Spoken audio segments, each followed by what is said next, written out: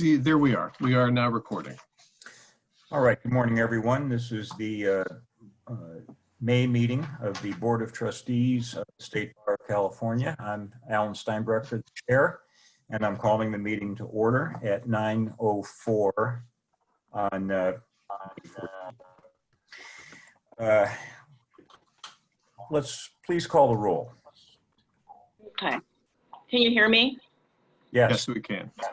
Broughton, Here. Chen, She's in the attendee area. She needs to be promoted.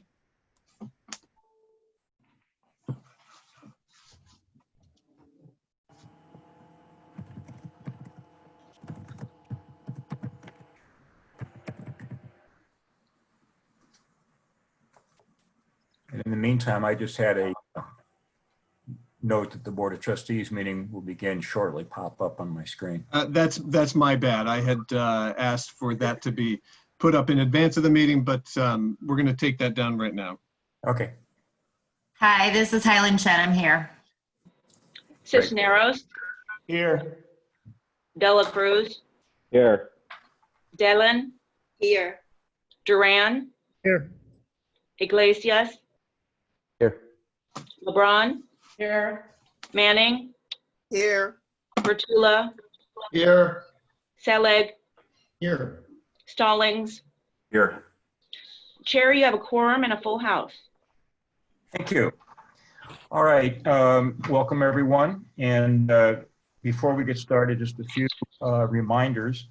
We are webcasting, so please be sure that your mic is on when you want to speak, and that you turn them off if you're not speaking. Please restate any question before answering, and remember to turn the microphone off when you're done. If members have to leave the meeting for an extended period of time or altogether, please let the secretary, Sarah, know. For those in the public who want to speak, you probably noticed when you signed in that there was a link to a sign-up sheet which indicates which item on the agenda you would like to speak about.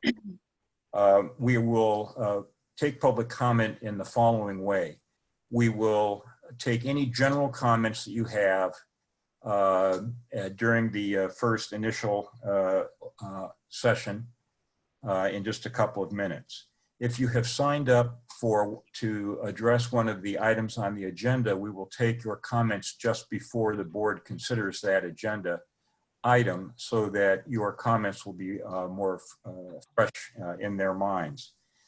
Finally, if there is anyone who wants to speak to any of the items that we will be addressing in closed session, you will be able to comment on those just before we go into closed a little bit later on today. The bar staff will attempt to call members of the public in the order that you appear. I'll tell you how to appear in just a moment.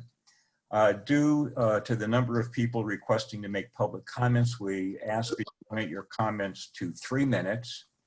To facilitate as many members of the public as possible, I encourage you not to repeat something that's already been said, but to add any other points that you would like to make. You will be notified when you have 30 seconds left to speak, and at 3 minutes, we will turn off your microphone and call the next member of the public. So now, to indicate that you would like to speak, we know the names of those of you who have signed up, but if there is anybody else who would like to do that, and you are participating here by Zoom video, you should have a function for virtually raising your hand at the bottom of your screen. It's a hand icon. So if you scroll down there and click on the hand icon now, if you haven't already signed up, we will be able to recognize you and see when you want to speak. If you are participating by phone, you may also raise your hand virtually by pressing the *9. That's the star key and then the number 9. Again, that will alert a staff member if you want to make a comment, and they will call on you at the appropriate time. All right, again, 3 minutes. So, So Alan, if I may, yeah, go ahead. so I'm looking at the attendees who have their hands raised, and I'm cross-referencing with those who have signed up for specific items. So I see that Julian Sarkar, Mr. William Winslow, and Kramer, although Kramer appears to have lowered hand, they wish to address. So if you plan to address item 703, as both Mr. Sarkar and Winslow have indicated, and 705 as Kramer has indicated, I'd ask that you lower your hand.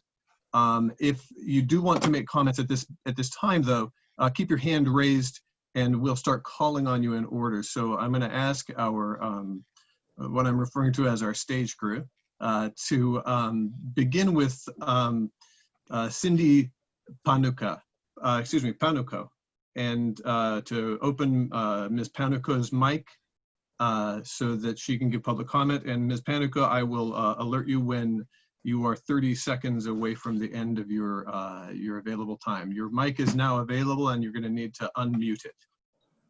Okay. Thank you. I also signed up for item 703 to urge rejection of the options that are being considered. And so it wasn't clear that we'd have to be available all day to speak during. Do you know what time that 703 item is going to be discussed? We don't, and I would, I think if this is the time when you can speak, I think that this would be that we'll accept the comments now. Is that correct, Alan? Yes, that'd be fine. Okay, thank you. I appreciate that. Good morning. As mentioned, my name is Cindy Panuco. I'm calling in on item 703 of the agenda to urge rejection of options 1 and 2. I'm the Vice President and Chief Program Officer of Public Counsel, the nation's largest pro bono law firm. As a leader of a nonprofit legal services organization and then the Latinx legal community, I'm wanting to express vehement opposition to the options before the board, which will relax regulations and would allow non-attorneys to provide limited legal services. The options that propose a sandbox and a working group to study licensing paraprofessionals have to be rejected by this board. We already know what a future looks like with paraprofessionals loose on our streets.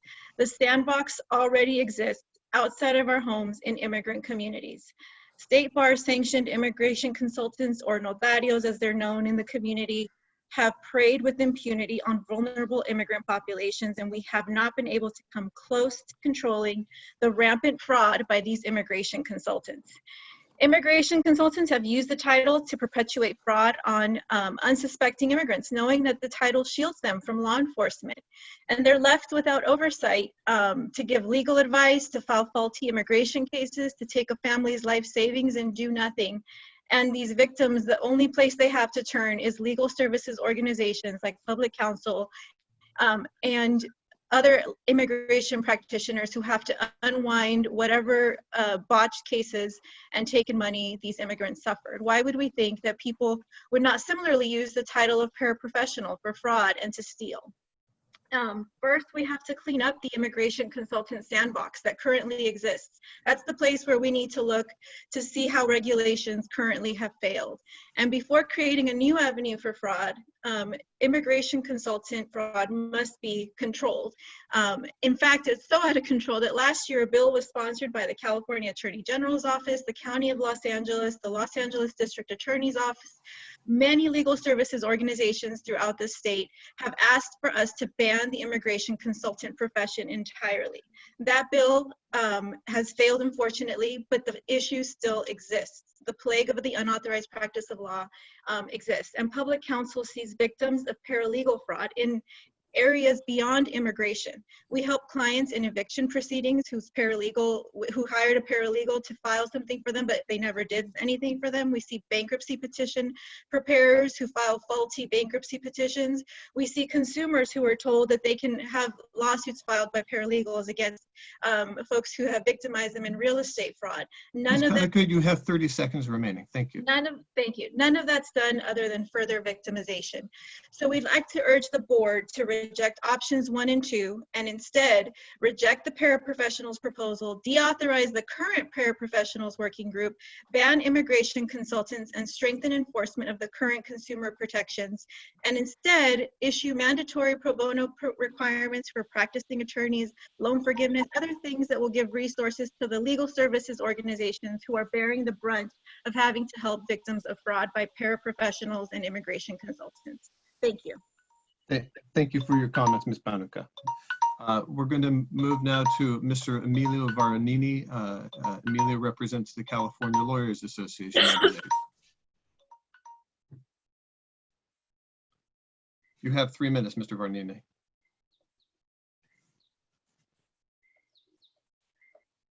Mr. Varanini, I see that your microphone is available and it's unmuted, but we're not hearing anything.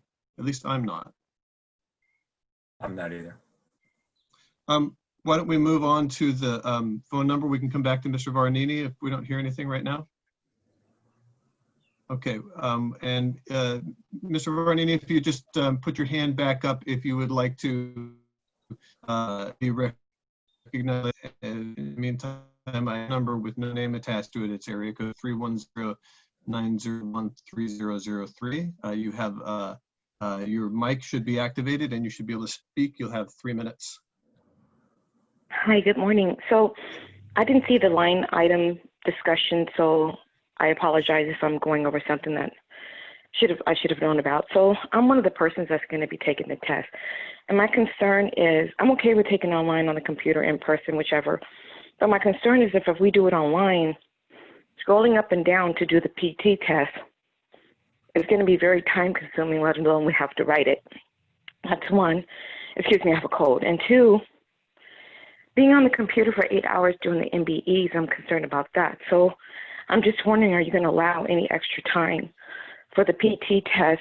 Because I'm not sure if we should have 2 screens, one for scrolling up and down, the other to write it, and then 2, when I practice on the PT test, I usually make notes in the margin and things like that. So I'm just asking you to keep that in mind for us students who are having to take it online. That's it. That's all I have to say. Thank you. Thank you very much for your comments. Mr. Winslow, you still have your hand raised, so we will open up a microphone for you. When you see the microphone icon, you'll need to unmute it, and then you'll have 3 minutes to give your comments. Right now, your microphone is still showing as muted, although your hand has been lowered. So I'm going to take that to mean that you plan to give comments right before item 703, which I believe you've signed up for. And I have your name on that list, and we can recognize you at that time. I see Benashe Aklagi, and I heard you at a previous meeting. So Ms. Aklagi, your microphone is now available to you. You can unmute it and you'll have 3 minutes to give comments. Thank you kindly. If it's okay with the board, I would like to hold my comments until we get to agenda 701. We can do that. That's fine. Okay. Thank you. And now it looks like we have Mr. Varanini from the California Lawyers Association back in the queue. So if we can give Mr. Varanini the microphone, and Mr. Varanini, you have the mic and it appears unmuted. You've got 3 minutes. Great. Hopefully the second try is successful here. I want to thank the chair, the members of the board, and the executive director for your exemplary leadership in the COVID-19 era. That has not gone unnoticed by our members and by the profession. We value the great working relationship with you and wanted to make a few comments about the important agenda items that you all have today.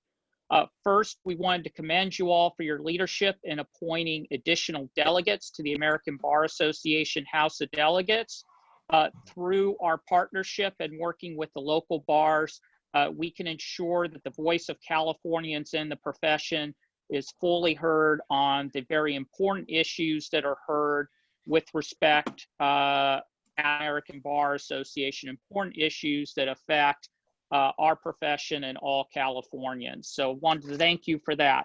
Also wanted to thank you as well for your leadership on diversity, equity, and inclusion. We support COAF's revised working plan and look forward to working with them closely on these issues. And so along those lines, we look forward to convening the Diversity Pipeline Summit and working with COAF and the State Bar. Finally, we want to commend the leadership of the board and the State Bar with respect to the recommendations of ATILS and putting option number 3 on the agenda. As I'm sure you're all aware, we've sent in a letter strongly supporting option 3. We think that enhancing the ability of attorneys to practice is the answer to the very real and serious access to justice gap, including in the COVID-19 era.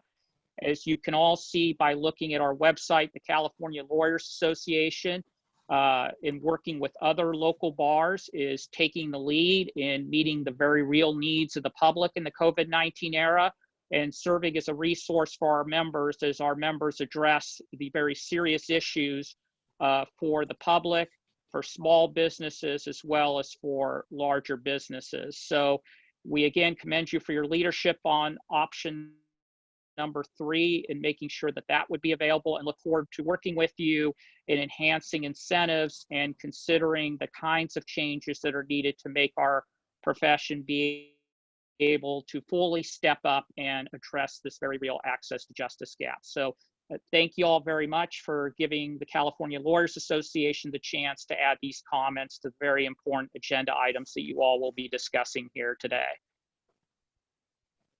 Thank you, Mr. Varnini. The next in line is Patricia Scitiero. Ms. Scitiero, I see that your microphone has been made available to you, and it looks like you've unmuted it. So you have 3 minutes. Thank you. Good morning. Thank you all for letting me join this. I'm just a public consumer. My background is in research integrity. And as a person who's an immigrant of this country, I feel that I wanted to express my concerns with having non-lawyers represent the community and not having proper training. I do see within the Hispanic community that people are taken advantage of very frequently. In fact, I have concerns with attorneys who have a license and are not conducting moral conduct in terms of telling their clients that they need access to language, so basic civil rights issues in terms of a person who's a non-native English speaker showing up in court, and they just don't want to do the legwork of having a translator, so they're misguiding their own clients. And so I can see that if this happens with an attorney who has a degree, I'm very concerned about people who don't have a legal degree, who are not going to be under the same requirements of professional conduct, etc., who are going to take, not everyone, but there will be people that take advantage of the underrepresented groups, the vulnerable populations, and they will not have any recourse because, especially if they're undocumented or have some issues with their status, they might not have the resources or financial resources that someone like myself would have to keep hiring attorneys and to advocate for people's rights. So I agree that we can't just, the legal world is complex. I personally can't just come off of the street and take a couple courses and then advocate for someone. So I don't feel comfortable with having these lower level paralegals filing petitions that impact someone's life to the extent where they might end up having to go into like an ICE detention center because the paperwork was not filed correctly. So I just wanted to share that opinion. And if anyone wants to talk to me offline, my last name is Squitiero, Scotero, and I'm on LinkedIn. So I wish that you all will stay safe during this epidemic. Thank you. Thank you very much for your comments. The next in line to give public comment is Florita Ruiz. Ms. Ruiz, your microphone has been made available to you. Once you unmute it, you'll have 3 minutes to give comment. Hello, can you hear me? Yes, we can. Okay.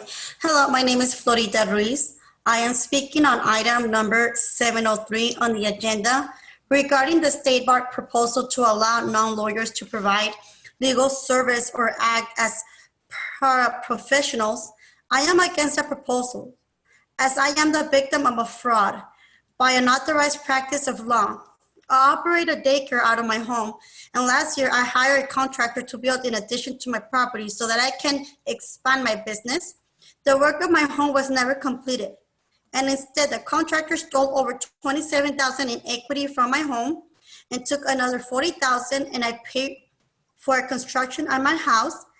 Late last year, someone else claiming to have been defrauded by the contractor referred to me as an individual claiming to be a paralegal. This individual promises to help my file a case against the contractor and add my name to an existing lawsuit against the contractor. He has me sign a contract agreeing to pay him $22,500 retainer and told me that he was working directly with an attorney. All the paralegal did was come to my house and take pictures of my property. I paid him with the initial retainer, but he eventually demanded more money and threatened me to sue me if I didn't pay. The contract he made me sign said his hourly rate at $2,500 per hour. Well, I did not pay, and I asked him why he had not done any work of my case. Eventually, he stopped contacting me and returning my calls. He demanded more money, but he never did anything to help me sue for the real estate fraud I suffered. All I know is that I was connected into paying a lot of money to someone who was using the title of a paralegal and targeting other people like me who were afraid to lose their homes because of the real estate fraud. I know of at least 5 other individuals who has been victims of paralegal fraudulent actions. We do not need the State Bar to allow more unlicensed people to lie to us and tell us they're allowed to do legal work that they're really not allowed to do. Ms. Ruiz, you have 30 seconds left. Thank you. Where do we turn when we've been lied to be these unlicensed people? No one has persecuted this paralegal who took my money and the money of other victims and who did nothing for us. I have to turn to public counsel to help me, and the State Bar should be looking for more ways to provide high quality, affordable attorneys to persons like me. We deserve and want access to licensed attorneys. That's all. Thank you. Thank you very much for your comments. The next in the queue is Mr. William Winslow. Mr. Winslow, when you see that you have a microphone icon available to you, if you unmute that, you'll then have 3 minutes to give comments. Thank you.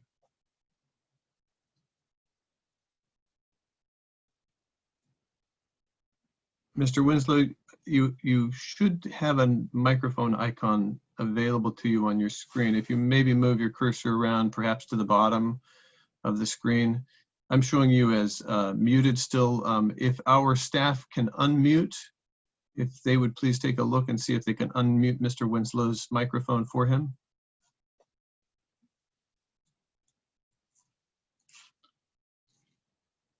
I'm still showing you as muted, Mr. Winslow. Okay, now you're unmuted. Okay, can you hear me now? Yes, we can. Thank you. Thank you so much. I'm sorry to be difficult. My name is William Winslow. Recently, I chaired the Trusts and Estates section of the Los Angeles County Bar Association and then served on its board for 3 years. Though LACPA submitted extensive opposition to the ATHOS proposals, I speak in my individual capacity. The memorandum by Ms. Hershkowitz gives only limited attention to the opposition to the authorization of non-lawyers contained in the ATHOS proposals. Yet there probably were more comments on this issue than almost any other faced by this board since the turn of the century, and opposition comments far outnumbered those in support. The great majority of opposition comments were not from corporate lawyers, but from attorneys in small private practices. Why? It is these immigration, family law, trust, and bankruptcy lawyers, among others, who are on the front line in dealing with the consequences of the shoddy or dishonest work of too many of the unsupervised. Some of these persons, not all, but far too many, are already a tremendous scourge. A member of the task force disparaged lawyers' opposition as being self-interested. By and large, this is not true. I urge each of you to take the time to talk to half a dozen opponents on the telephone. You will hear the truth. Please, we have seen in our times a number of beautifully presented deregulation schemes turn out to be disastrous for consumers. What is so far missing is a realistic plan, including funding sources, for an effective regulation and compliance regime. As to funding, this board, I respectfully submit, should recognize that protecting the most important instrument of access to justice, namely the courts and their funding, is now an emergency all hands on deck challenge. We know that the state's revenues are dropping precipitously. It will be difficult for us to hold the line on court funding. Please set aside all non-emergency matters and concentrate your efforts on joining with others who truly care for the legal system to preserve our courts. Thank you for your time. Thank you, Mr. Winslow. The next person in the queue is Mr. Christopher Sanchez. I believe Mr. Sanchez is speaking on behalf of CHIRLA, which probably can be pronounced better than that. But Mr. Sanchez, your microphone is available and it's unmuted. You have 3 minutes. Thank you. Perfect, and good morning. My name is Christopher Sanchez with CHIRLA, the Coalition for Humane Immigrant Rights. We are California's largest membership-based immigrant rights organization who provides legal services in the counties of Los Angeles, Orange, Tulare, Sacramento, Butte, Sonoma, and Humboldt, with clients living in neighboring counties as well. CHIRLA is strongly opposed to the approval of item 703. The proposed recommendations will further disenfranchise immigrant communities that the proposal aims to assist. It is critical that immigrant legal services are offered by legal service providers authorized by the federal statute, which includes licensed attorneys and representatives with nonprofit organizations accredited by the Federal Department of Justice, who are required to offer low-cost to no-cost legal services. If the State Bar is serious about expanding access to immigrant families, they would assist with the building out of California's accredited nonprofit organizations to create quality legal services and create a quality legal infrastructure. The risks are too high for immigrant families to receive subpar legal advice that are extremely life-changing. The proposal can literally remove someone from their family and tear them apart into another country. Our legal team has seen the work of immigration consultants, notarios, and other legal, quote-unquote, legal consultants every day who have resulted in hinderous outcomes directly ruining the lives of our community. Last year, our legal team represented a family whose father was placed in detention solely for sending in a botched application to USCIS, which was completed by an immigration consultant. The breadwinner of this family was placed in inhumane conditions in a detention center for no other reason than rendering a service from someone who lacks expertise. It is for these reasons we ask you to reject these recommendations. Thank you, Mr. Sanchez. The next person in the queue and the last person that we have listed to provide comment prior to moving into the agenda and then receiving comment prior to individual items that can be addressed at that time is from a phone number. I don't have a name.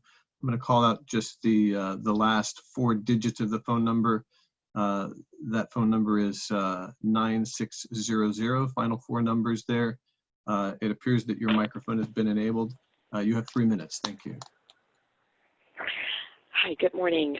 Someone actually already spoken a little bit about what I wanted to speak about, and that was about the performance test and the way that the test is going to be administered. I just believe it's already challenging to level the playing field on what we have to do, and I'm really concerned as well about scrolling up and down on the PT test. So I'm just wondering or advocating, is there any way, because last time we were on the call, one of the deans of one of the law schools, I can't remember, stated that maybe we could make it possible for some of us to come in to do an in-person test, if that's possible, maybe 10 in a room, spread out, something like that. And I'm only saying this because it's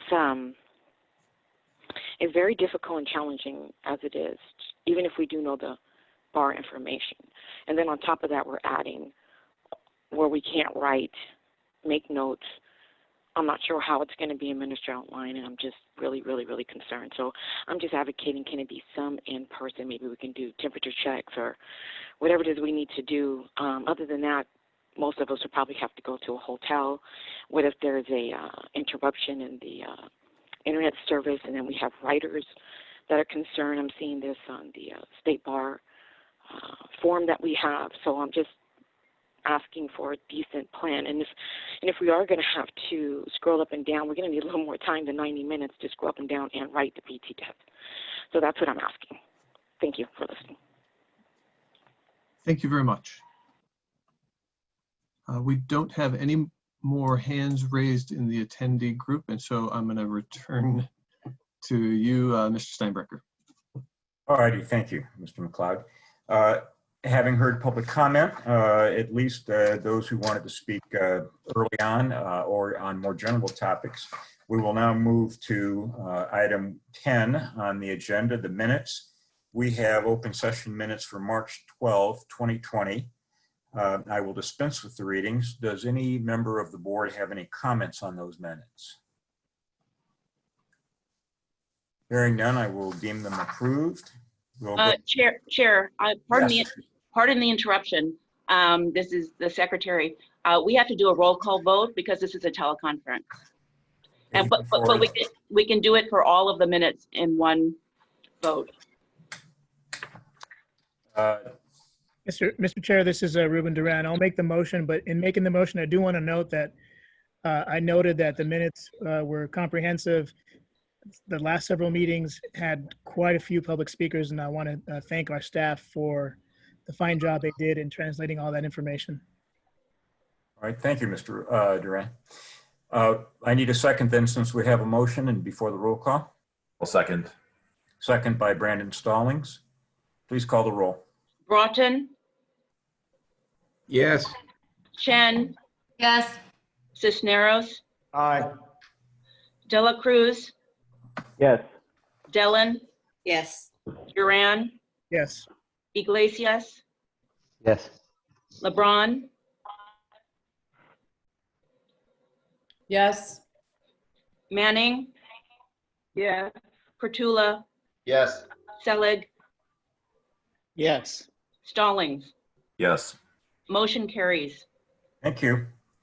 All right, item 30, the chair's report. I do have a few things to mention. First of all, the fee bill. During the last few weeks, Donna Hershkowitz, our interim executive director, Jennifer Wada, our lobbyist in Sacramento, and I have been speaking with members of the Assembly Judiciary Committee about our fee bill, because the Assembly Judiciary Committee is the author this year. We talked about both the fee bill and other developments in the bar. The hearing on our fee bill within the Assembly Judiciary Committee was this past Monday, and I'm delighted to report that it passed unanimously. I want to thank Assemblyman Mark Stone, the members of the Assembly Judiciary Committee, and the committee staff for their support and help in authoring this bill and moving it this first step forward. I also want to thank Donna Hershkowitz for her tireless work on this most essential project, and Jennifer Wada for her tremendous assistance. Both were vitally important in this important first step. From here, the fee bill goes to Assembly Appropriations Committee and then on to the Assembly floor before heading to the Senate. The bar exam. As you know, the Supreme Court has directed that the July bar exam be moved to September 9th and 10th and be conducted remotely if possible. Our admissions director, Amy Nunez, is working very hard to comply with those directives. She has a small group of admission staff working diligently with her and with Ms. Hershkowitz to carry out the court's direction and ensure that the applicant experience is the best we can provide under these circumstances. They're also working on making the first year law school exam in June an online exam as well, which will be used as a beta test for the bar exam in September to be done remotely. They have submitted a work plan laying out a timeline and task assignments to accomplish both of those goals to the Supreme Court this past Monday. This will be a challenging undertaking, but we are committed to making this a success. The Governance in the Public Interest Task Force has completed its work for this year, the 2020 Governance in the Public Interest Task Force. It met yesterday to approve its report to the legislature and recommendations to the board. I wanted to remind you that the task force is appointed pursuant to statute and reports every 3 years to the legislature and the court.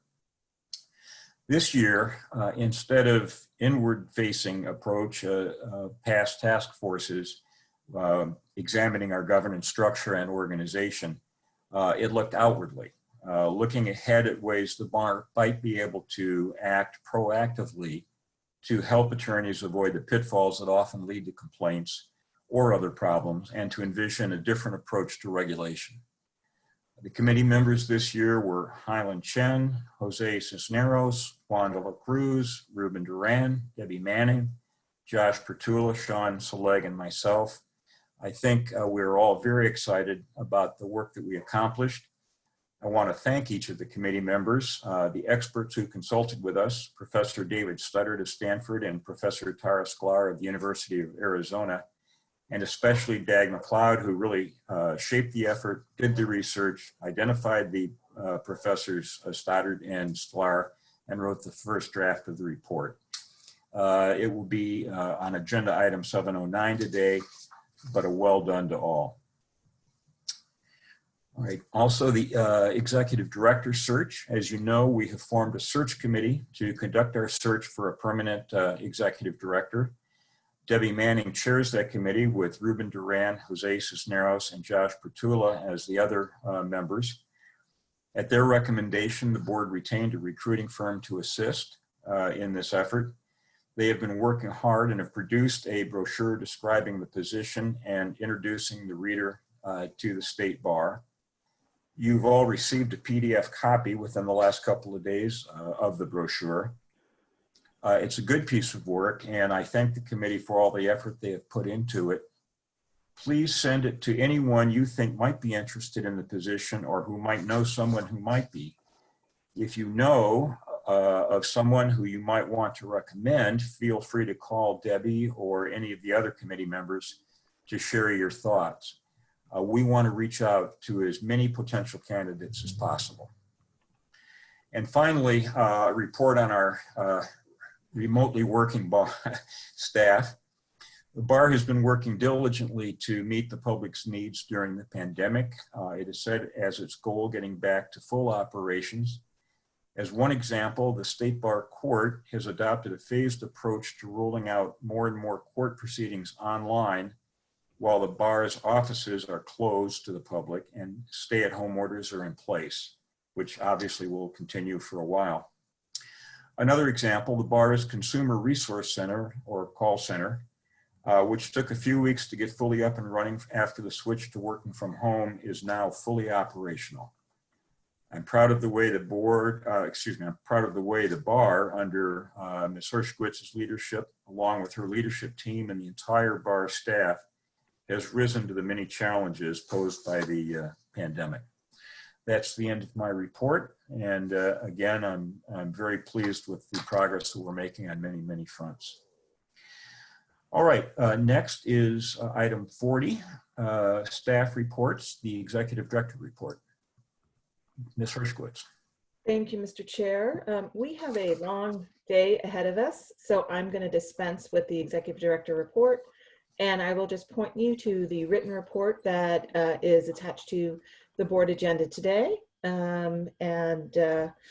Obviously, if you have any questions about that, I'm always available to respond to that. We'll get back into a more detailed oral Executive Director report at the July meeting.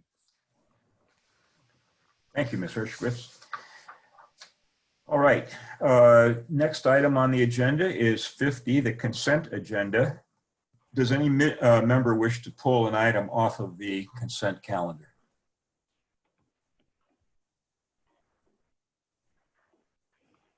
Hearing none, unless Ms. Cohen intervenes, we will deem all of the consent items approved. Chair, I am so sorry. We do need a roll call vote on this one as well. Okay. But all together as one group, at least. All right. So all of the, this motion, or this roll call will be to approve all items on the consent agenda. Ms. Cohen, motion, or can we just proceed? So, Pardon me? is that Debbie Manning moved? Yeah, so moved. Second. I'll second. Okay, so Debbie Manning moved and Ruben Duran seconded. We have a motion to deem all of these approved. And please call the roll. Broughton, Yes. Chen, Yes. Cisneros, Aye. Dela Cruz, Yes. Dellen, Yes. Duran, Yes. Iglesias, Yes. LeBron, Yes. Manning, Yes. Pertula, Yes. Selig, Yes. Stallings. Yes. Motion carries. Thank you. All right, on to item 100, reports of the board committees. I'll lead off with 110, the board executive committee. We do have a resolution up for review by the board and for hopefully adoption. The executive committee meeting a couple of days ago addressed this. It's the approval of an addition to our legislative priorities.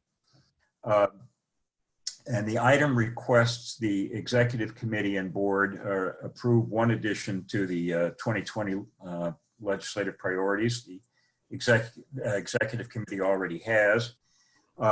Very briefly, the Assembly Judiciary Committees is requesting in its budget an increase in the Equal Access Fund by $35 million in support of legal services programs. The chair of the committee, Assemblyman Mark Stone, believes that the need for legal services due to the pandemic and shelter-in-place orders implemented to combat its effects in conjunction with declining interest rates is going to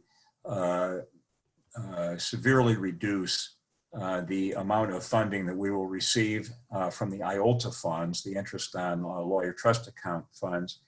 And this is a measure in hope of at least partially replacing some of that money.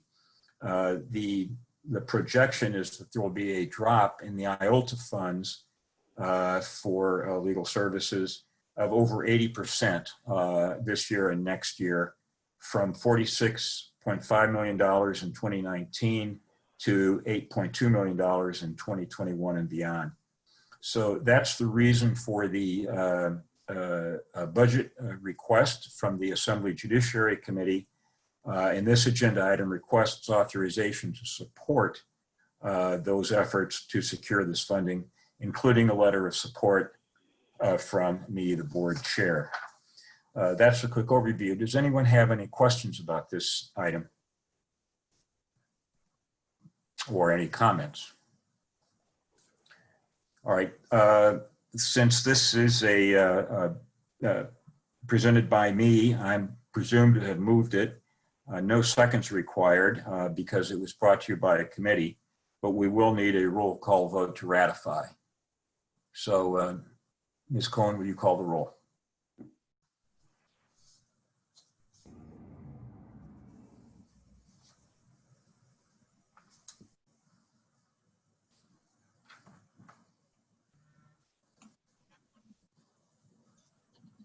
Sarah? Broughton, Yes. Chen, Yes. Cisneros, Aye. Dela Cruz, Yes. Dellen, Yes. Duran, Yes. Iglesias, Yes.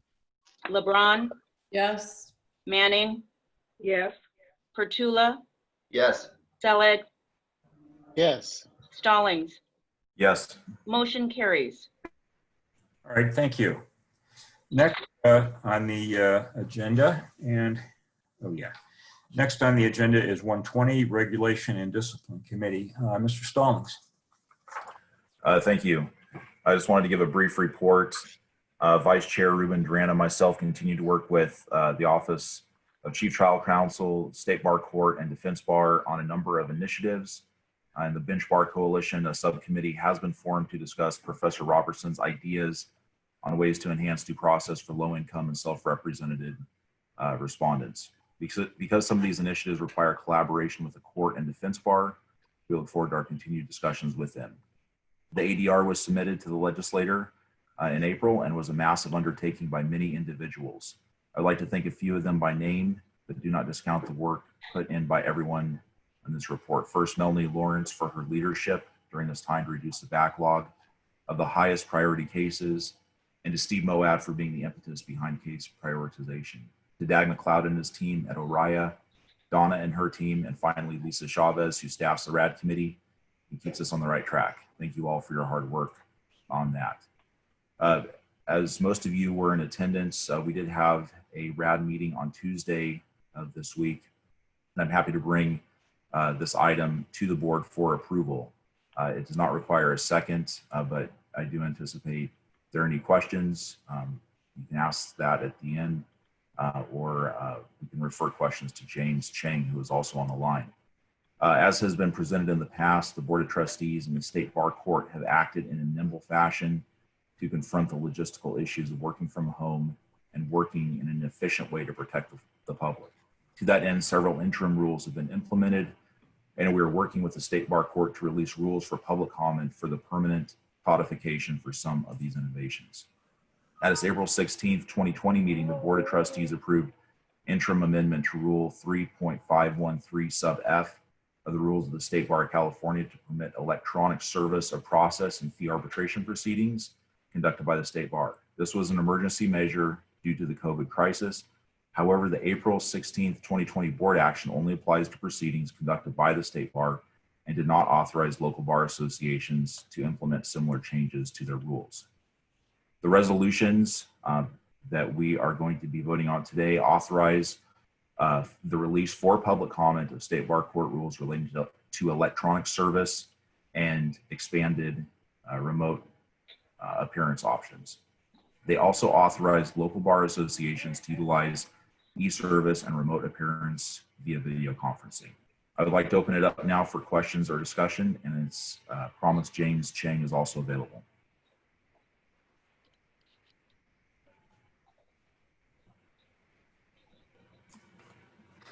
All right. Mr. Chair, I do not see any questions.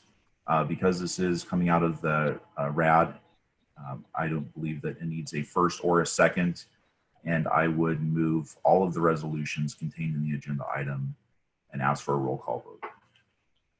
Broughton, I don't believe I'm on RAD, and I think I have to conflict on this. Chen, Yes. Cisneros, Aye. Dela Cruz, Yes. Dellen, Yes. Duran, Yes. Iglesias, Yes. LeBron, Yes. Manning, Yes. Pertula, Yes. Selig, Yes. Stallings. Yes. Motion carries. Thank you. And thank you, Mr. Stallings. Next is a report from the Finance Committee, item 140, Ms. LeBran. Yes. So we met on May 6th, and we had one consent item and 4 discussion items. The consent item was licensing requests for adjustment of fees, penalties, and charges, and that is on our agenda for today, item 54-142. We also, as I mentioned, had 4 discussion items. The first was an update on the real estate analysis and strategy development. And as you recall, we had directed Steve Mazer and his staff to evaluate options for State Bar real estate and occupancy. Obviously, our current situation has put a lot of things in play. And as a result, we have to reevaluate a lot of things. So we directed the team to keep going with the best information that they had, recognizing that some things will still be, hopefully we'll get some clarity over the next couple of months of how some of these things might change, but we didn't want to just stop and put the analysis aside because it's still a problem that we have to solve one way or another. The second item was the first quarter reports from the Office of Finance. Those are also on the agenda coming up 54-141. We reviewed the metrics for the offices under the Finance Committee purview. We look at the items where they did not meet the target metric. I don't think there was anything there that was of significant concern. We had some disruptions kind of due to some of our location disruption and some of the things that were challenges, but nothing that we are overly, obviously we're always concerned when we miss metrics, but nothing that we don't think will get on track. And then we just got an update on the audit, and we will meet again in June.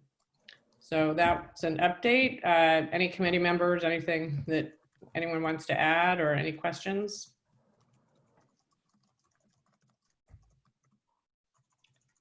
And that's my report. All right, thank you very much. Audit Committee, Mr. Petula. Thank you, Mr. Chair.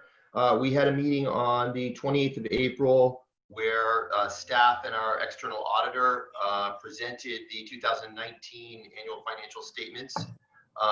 We approved them and submitted them to the legislature on April 30th pursuant to B&P Code 6145A. We also covered a couple of other ministerial and administrative business items, including quarterly expense reports. Thank you. Thank you, Mr. Petula. Does anyone have any questions about any of the committee reports? Okay. We're going to move on now to the agenda items under item 700 miscellaneous. Before we start, I just want to let you know that depending on the length of our conversation on these various items, I will look to have about a 10-minute break sometime in the 10:30, 10:45 time frame. And then depending on when we take that break, a half-hour break for lunch sometime at noon, 12:30, something like that, just so that we're not all tied to the screen for too long. All right, Mr. McLeod, is there anyone who would like, from the public, who would like to speak on item 701? I know Judge Brenda Harbin-Forte will be talking with us when we open this up to the committee for discussion, but is there anyone else from the public who would like to speak? Yes, there is, Mr. Chair. Mr. Ryan Harrison has signed up to speak on this item and has his hand up. His microphone has been enabled and is now off of mute. So, Mr. Harrison, you have 3 minutes. Thank you. Good morning, Mr. Chair, board members. I speak in support of the Board of Trustees approving the Council on Access and Fairness's request to expand its mandate consistent with favorable staff recommendations. I want you to know that I am well positioned to step into the capacity of COAF member liaison to the multiple organizations identified in the staff report. Notably, I already serve as an executive committee member to the California Lawyers Association. I also serve as General Counsel North of the California Association of Black Lawyers. Second Vice President of the African American Affinity Bar in Sacramento County, the Wiley Manuel Bar Association, and board member to the Sacramento chapter of the 100 Black Men, a national mentoring organization for Black youth. Through these organizations, I have already engaged in extensive mentorship to help inspire among our youth the desire to become legal practitioners. I welcome the opportunity to be more of service. My mentorship engagement encourages good citizenship among our youth and hopefully inspires them to believe that the legal profession is a noble profession and that it is for them. Thank you. Thank you. Thank you. We have another hand that was raised, and this would be Ms. Banashe Aklagi. Your microphone has been provided and has been unmuted. You have 3 minutes. Thank you. Thank you. I am appearing before you as the chair of the Legal Services Trust Fund Commission, and honored to be here today. I'd like to thank Judge Brenda Harbin-Forte for inviting me to address the board today. We're here to urge the board to adopt the recommendation before you on agenda item 701. COAF and the commission are a complementary group of commission and council of the Office of Access and Inclusion of the State Bar. We look forward to collaborating and cooperating with COAF where there's an intersection with our work to promote the access to justice. These recommendations tie directly into the Justice Gap Study, where barriers into the legal profession have been identified. Reaching down the pipeline will ensure more lawyers to come up through the pipeline and potentially serve as legal aid lawyers, and thereby provide more access to justice for more low-income Californians. Thank you again for allowing and providing this time for the Legal Services Trust Fund Commission to address you in supporting the adoption of Agenda 701. Thank you, Ms. Aklagi. We do not have any other people requesting to speak on this item, and Mr. Chair, I'll return the floor to you. All right, thank you. Item 701 is the Council on Access and Fairness, approval of scope of work and revised work plan. The board will recall that at our March meeting, this proposal was made and we discussed it. We took no action on it because the board wanted further information before making its decision, and we set it for the May meeting, this meeting. Since that time, Sean Seleg, Highland Chen, and Jose Cisneros have worked on this. I want to thank them very much for the efforts they've made along with Judge Harbin-Forte. The proposal that you see before you now is the result of their work. Before we turn it over to the presenter, Donna Hershkowitz, I want to turn it over to Sean Seleg for his remarks. Thank you. Great, thank you, Alan. Well, Alan, you really have set the stage. As the board knows, diversity and inclusion is a really important part of our mission at the State Bar. And at the last meeting, this item will look familiar to you because it was discussed at the last meeting. I think Judge Harbin-Forte and Jose and I have hammered through the details that the board wanted to see a little more information about, specifically fiscal impact. And the bottom line is there is no material fiscal impact to the proposals in front of you, but they will advance COAF's important work on pipeline efforts to increase the pipeline to the profession beginning at earlier stages. The other concern that the board had expressed was we have previously asked COAF to focus on law school retention because of the statistics showing diverse populations in law schools that are not making it to graduation and then into admission to practice. And speaking for myself, I'm convinced that these proposals do not jeopardize that priority from the board, but they also will advance pipeline issues at earlier stages. So So I'm very glad that we were able to work this through and bring it back to you with a recommendation that you adopted.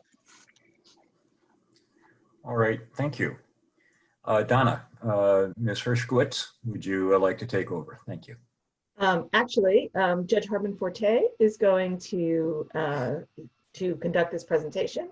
I will chime in at one point toward the end of her presentation at her direction when we get there. So Judge Harbin Forte. Thank you. First of all, Mr. Chair, Mr. Vice Chair, and other members of the board. First of all, I want to thank you for allowing this agenda item to return to you for further discussion. I think that there'll be a better outcome than the March meeting. So I want to thank you on behalf of the Council on Access and Fairness.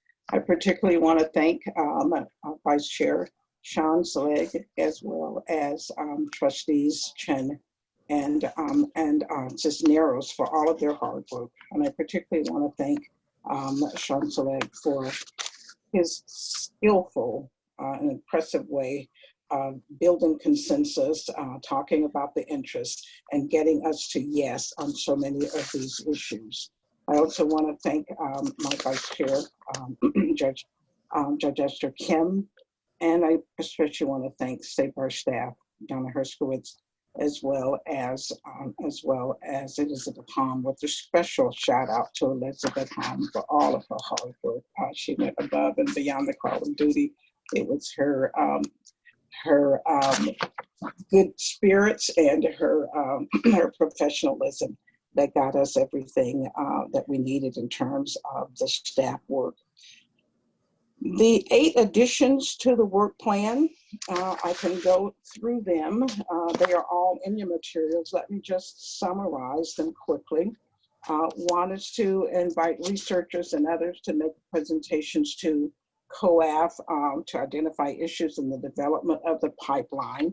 And we mentioned in the text in my memo and perhaps other places that we'd also like to work with the sub-entity, particularly the Legal Services Trust Fund, but to invite local professors or other experts in the area to come and talk with us. To explore the feasibility of partnering with diverse general counsels for professional sports team. We're already underway in terms of discussions with the Golden State Warriors. They are very interested in doing a video project with us, and they are ready to go at probably no cost to the State Bar on that.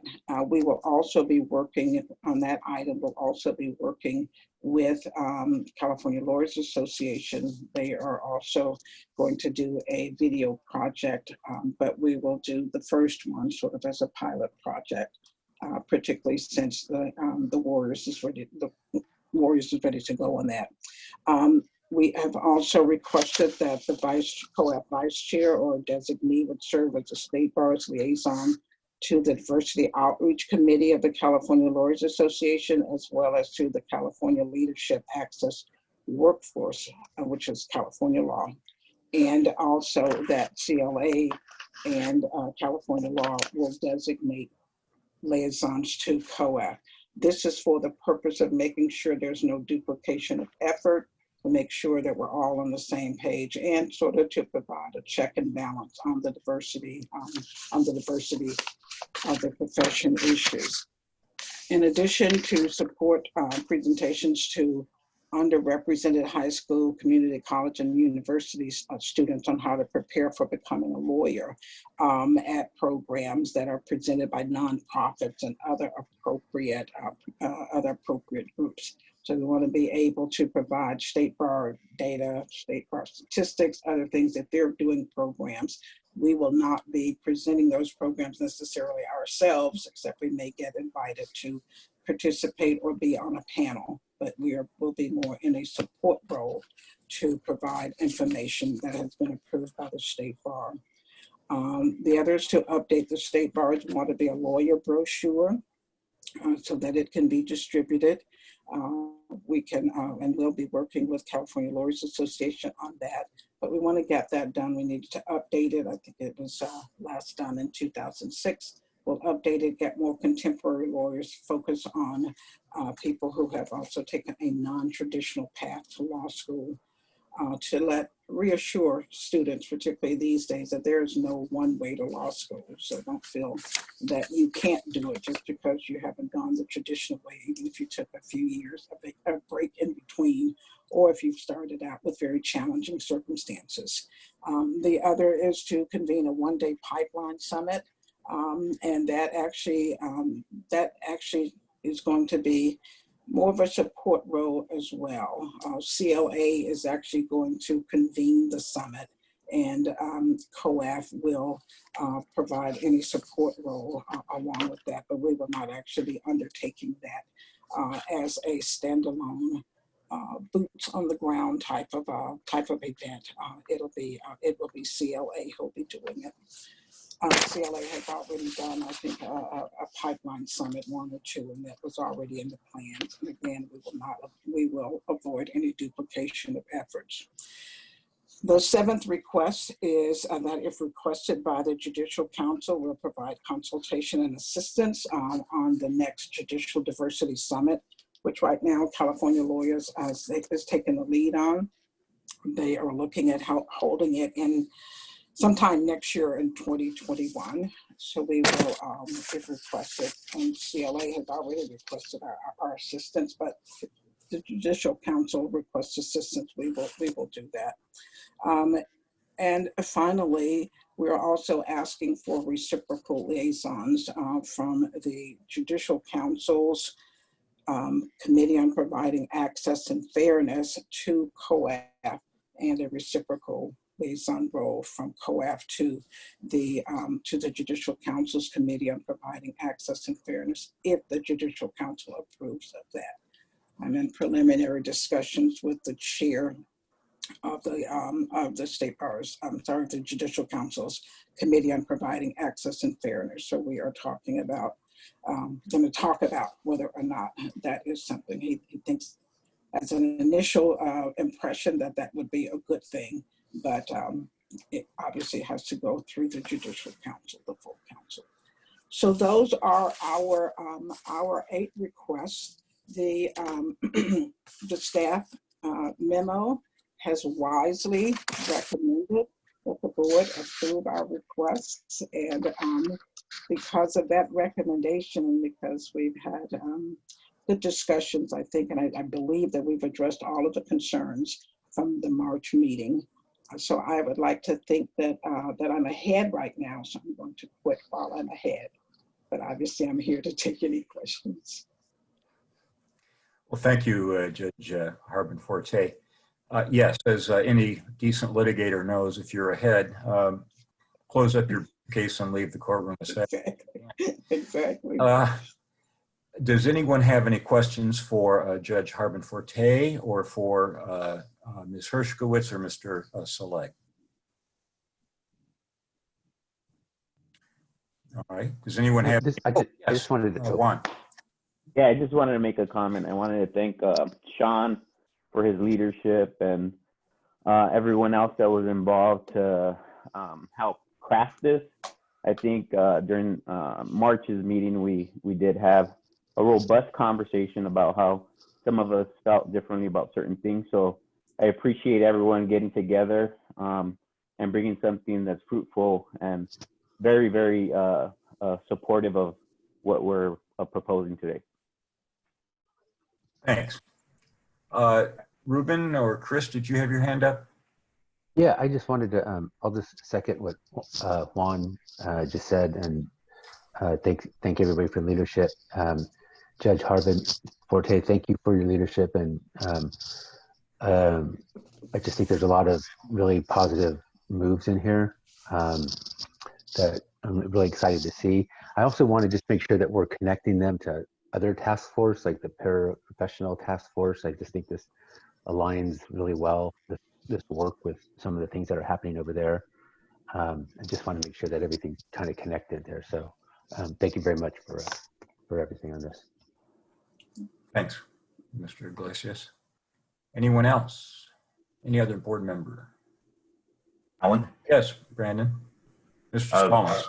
I just wanted to thank Sean and staff for sticking with this. I know that, as Juan said, that we had a robust discussion, and it looks like from reading the report that the concerns have been addressed, and I'm happy to move this item.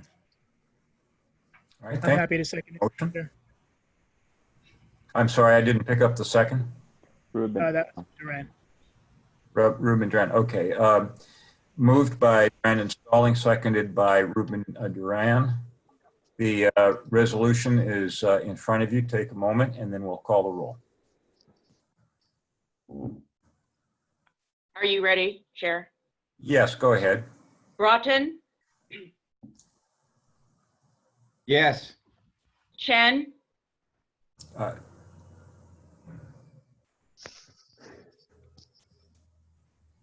Chen, She had to leave temporarily. Cisneros, Aye. Dela Cruz, Yes. Dellen, Yes. Duran, Yes. Iglesias, Yes. LeBron, Yes. Manning, Yes. Pertula, Yes. Saleg, Yes. Stallings. Yes. Motion carries. Thank you. Thank you again, Judge Harpen Forte, and everyone who worked on this. Appreciate You're it. quite welcome. Thank you all. I shall Thank you. depart now. All right. Have a good day. Bye-bye. All right, thank you. Bye-bye. All right, item 702, consideration of options for licensees not in compliance with fingerprinting requirement. That's going to be presented by Dina De Loretto, our Program Director of Attorney Regulation and Consumer Resources. Good morning. Good morning. Thank you for having me here.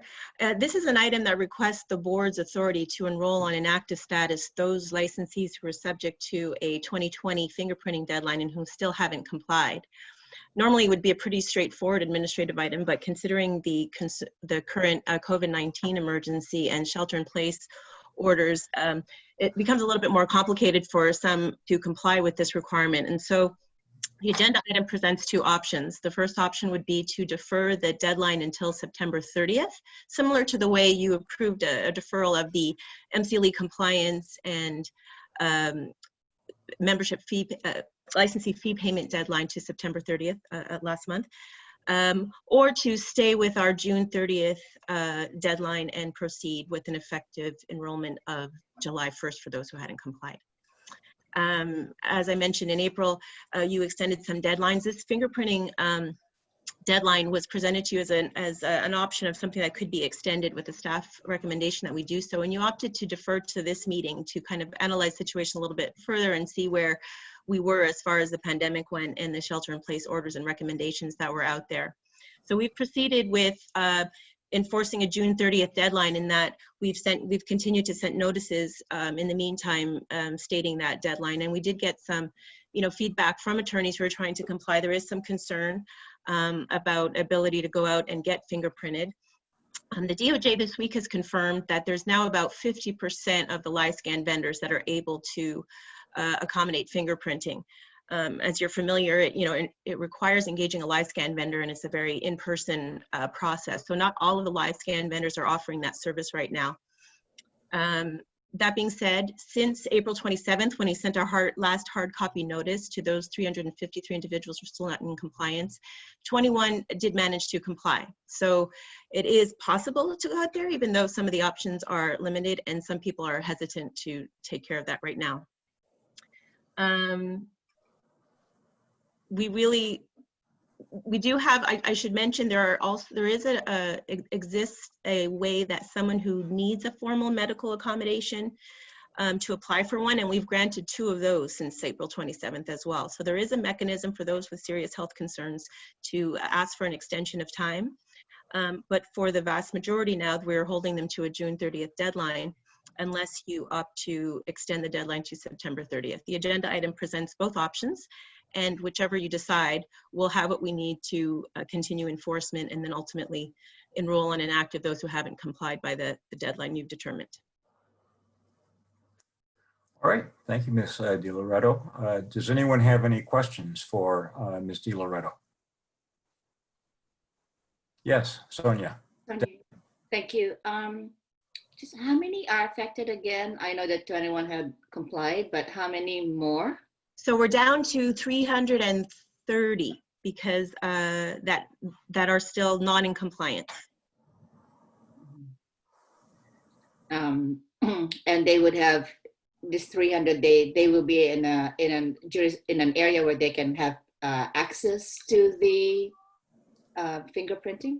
Well, that's what, you know, we've been checking with the DOJ, and the last report just we got a couple of days ago is that they are getting live scan results from about 50% of the live scan vendors in California.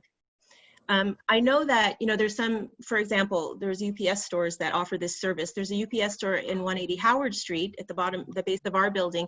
They're open for business as an essential service. However, they are not doing fingerprinting right now because they don't have a way to do that, feeling comfortable and safe to do it. So I think it's some live scan vendors have found a way to do it and some are not offering the service right now. Yeah, and I think this would, if of the 300, would you know how many would be able to comply? I mean, knowing where the live scans are and some of them not being able to do it themselves. Some are, I should say, I don't have the number, unfortunately, off the top of my head. A few of them also are out of state. So that requires not a live scan service, but getting physical fingerprints at various places they can do it. It's hard to say until they reach out to us and ask for a formal extension. There's just been some frustration that we've received so far with them expressing some concern of being able to do it. To be honest, a lot of it is just frustration in general about the requirement. As is mentioned in the item, a majority of the people that are on this list have tried to do it at least once and are individuals whose fingerprints were rejected, or there's some technical issues in getting the fingerprints through the process. Over 190,000 attorneys successfully did this process, so it's not surprising that there's a few glitches or more challenges for some people, especially with fingerprint rejects. But it is a frustrating process for them when they have to do it more than once. And so that frustration compounded by, and now we have to do it now, is kind of what we're hearing in the emails and calls we're getting from attorneys who are trying to figure out how to comply. Thank you. Alan? Yes. So, so Dina, thank you for this. So at the last meeting, I had expressed some concern about extending this deadline too liberally because the fingerprinting requirement is a really important part of our public protection mission. And, the population of attorneys who procrastinate in getting fingerprinted is sort of inherently of concern, because there may be something that the process would reveal that hasn't yet been disclosed to the bar that could be significant. But I really appreciate staff looking further into this, and my concerns have been mostly alleviated because of what you explained, that most of the people in this group have attempted to be fingerprinted and there was a problem. Some people have just don't have fingerprints anymore, and sometimes there's just a technical issue with the set of fingerprints that have been taken from them. So they have attempted to comply and have faced a problem, and that there's other mitigating circumstances for many of the remainder, which is a small amount of this group. So so I support the staff recommendation to continue this until September 30th. Obviously, the pandemic has not alleviated in a way that we might have hoped, and Los Angeles has announced, I believe, shelter in place will remain in effect through the end of July. So even though it's possible, it is more challenging to get fingerprinted now, and it is an up close and personal process for those of you who have gone through it with the live scan. With that said, we don't want this to drag on indefinitely. So what I would propose, and I don't think it needs an amendment, but that when staff communicate this extension to this population of attorneys, that it be indicated, as long if the other board members agree, that the board is not inclined to grant a further blanket extension to this deadline, and that our expectation is that they will look for an opportunity during the upcoming several months when shelter in place has been relaxed to get this done. Obviously, for people who have a medical risk issue, there's already a means for them to present that to the bar with documentation. But my vision of this is that for any further extensions beyond September 30th, each applicant or each attorney would need to submit a personalized showing for a further extension. You know, there certainly could be circumstances as this plays out where the board might view it as appropriate to give a further blanket extension.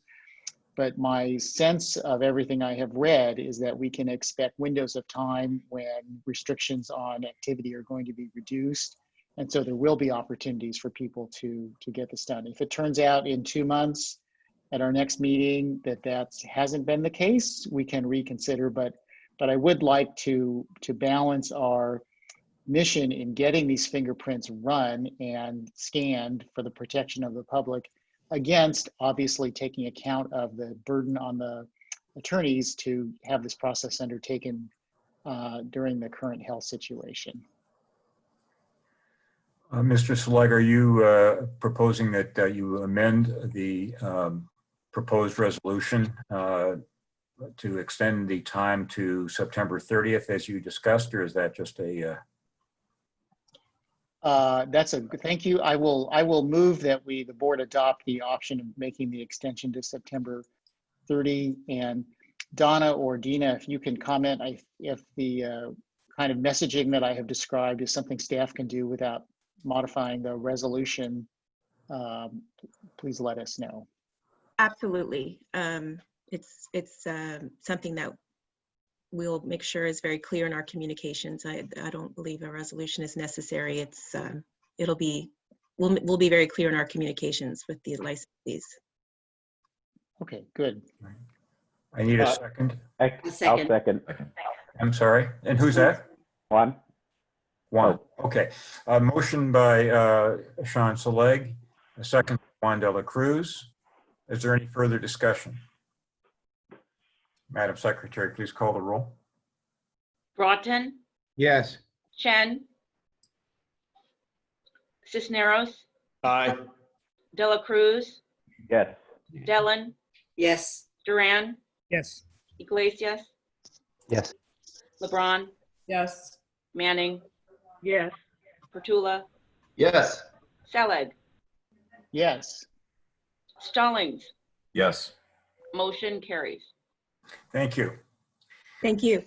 Mr. McLeod, I did not specifically ask if there were any members of the public who wanted to address item 702. I understood from you that there were not, but just to circle back and make sure, were there any or are there any people who wanted to speak on this issue?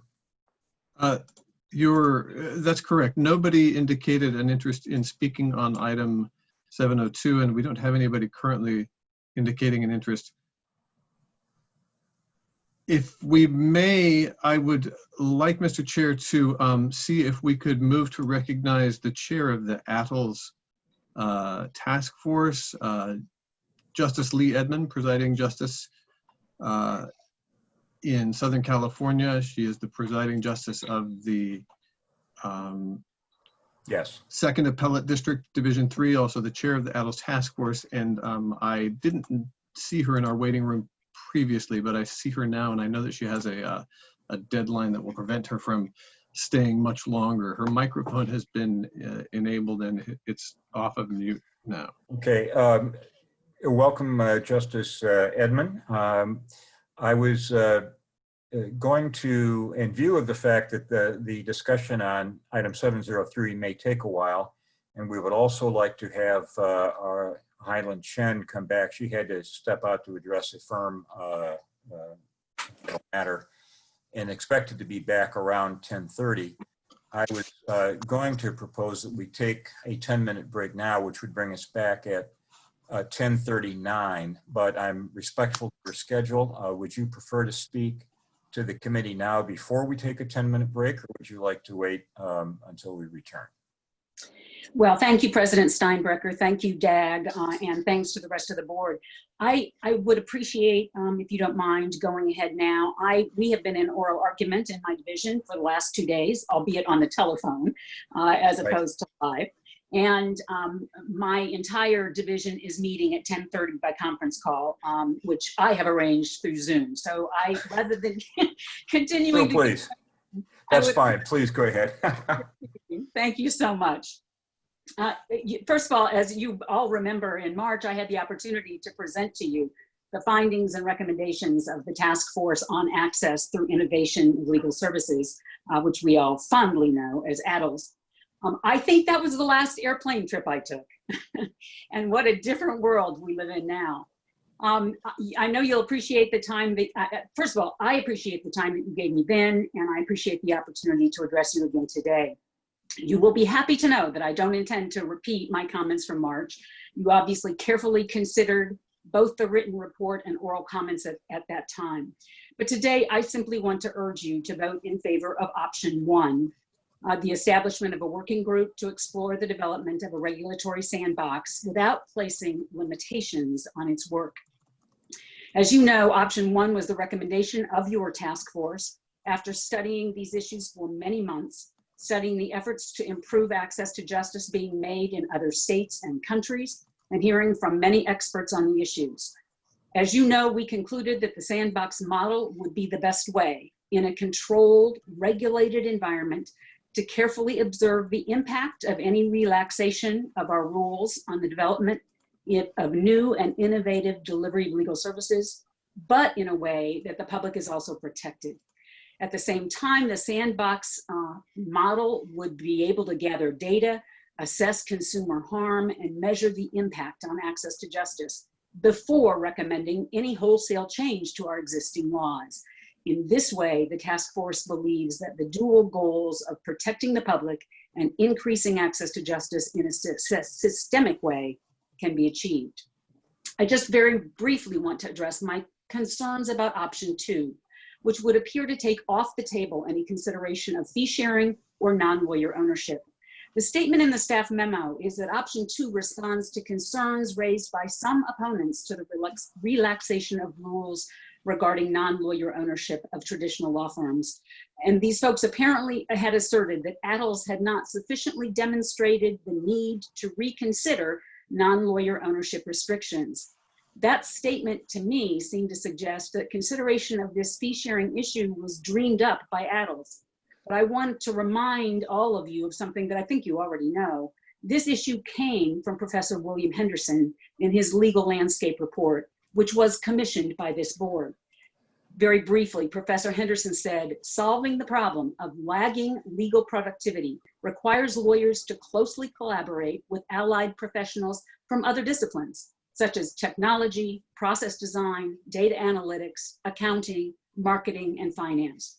By modifying the ethics rules to facilitate this close collaboration, the legal profession will accelerate the development of one-to-many productized legal solutions that will drive down overall costs, improve access for the poor, working, and middle class, improve the predictability and transparency of legal services, aid the growth of new businesses, and elevate the stature and reputation of the legal profession as one serving the broader needs of society.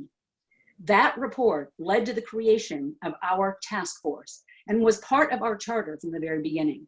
The need to consider relaxing rules regarding fee sharing was raised by every expert we heard from and is being considered by other states addressing these issues. So I would simply suggest that since option 1 is just to develop a working group to explore the development of a regulatory sandbox, why take away one of the tools that the working group could be looking at? The last thing we would want to do is hamstring the group that we set up to consider future recommendations about how to address the enormous justice gap in California. The board will have plenty of opportunity to address in the future any specifics that this working group might recommend. It's really premature to know what that might look like, but it seems short-sighted to say it's an issue that cannot be considered by the working group now. President Steinbrecher and the rest of the board, I sincerely appreciate the interest of the State Bar Board in these issues and look forward to following your good work. Thank you. Justice Edmond, thank you very much for your comments. Thank you for taking the time to address us today in the midst of your very busy schedule. And most importantly, thank you very much for your sustained and excellent leadership in so many areas of the bar, including as the chair of the ADLS committee. We all really appreciate your efforts and thank you for a job well done. My pleasure. Thank you very much. Goodbye. Goodbye. All right, 7:03 will be probably a somewhat extended conversation if my instincts are correct. And even though Highland Chen is back with us, and we're glad that you are, I am going to take a 10-minute break here. So we will come back at 10, well, let's say 10:45, right on the nose. And Ms. LeBran will have to recuse herself from this discussion. Is that correct, Ms. LeBran? Yes, I will be recusing myself from discussion and a vote due to a financial conflict, but as I understand it, I can listen in, so I may do that for part of it. Absolutely, it's open session, so you're welcome. Thanks. 10:45, but let's be ready to go at 10:45 so we can continue to move through this. Thank you. The Board of Trustees meeting is back in session. We're about to address item 703, the approval of the final recommendations of the Task Force on Access Through Innovation of Legal Services. And before we do that, Mr. McLeod, are there any members of the public who would like to speak on this issue who haven't yet? Yes, there are. I have a list of people who've signed up. But for those who are on that list, it might also help if you raise your hand. I see that one of the people who's on that list is Joanna Adler. I'm going to ask Ms. Adler I'm going to ask for Ms. Adler's mic to be opened up, and then once you've unmuted yourself, Ms. Adler, you'll have 3 minutes to address the board. Hi, good morning. My name is Good morning. Joanna Adler, and I'm a staff attorney at Public Counsel. Thank you for the opportunity to provide comment on agenda item 703. At Public Counsel, we provide free legal services to low-income individuals. In our work, we routinely see clients who come to us after having been defrauded by non-lawyers who lie about their qualifications, drain our clients' bank accounts, and in the immigration context, often trigger permanent immigration consequences like deportation. In fact, a recent client of ours was scammed by a woman who claimed to be an attorney and offered to help our client apply for lawful permanent residence in exchange for a fee. Our client paid the fee, but the fraudster failed to file a single document on our client's behalf. Our client unknowingly fell out of legal status and was subsequently apprehended and placed in removal proceedings after passing through an immigration checkpoint while traveling with her family. Her story is but one example of this pervasive problem facing the immigrant and other vulnerable communities. While Public Counsel is working closely with city and county law enforcement agencies to combat the negative impact of the unauthorized practice of law, this type of fraud largely goes unpunished. By relaxing the regulations, the number of fraudsters will dramatically increase, allowing them to operate with impunity. We commend the State Bar's commitment to increasing access to justice, but strongly oppose any proposals that consider relaxing the rules regarding the unauthorized practice of law. Thank you so much for your time.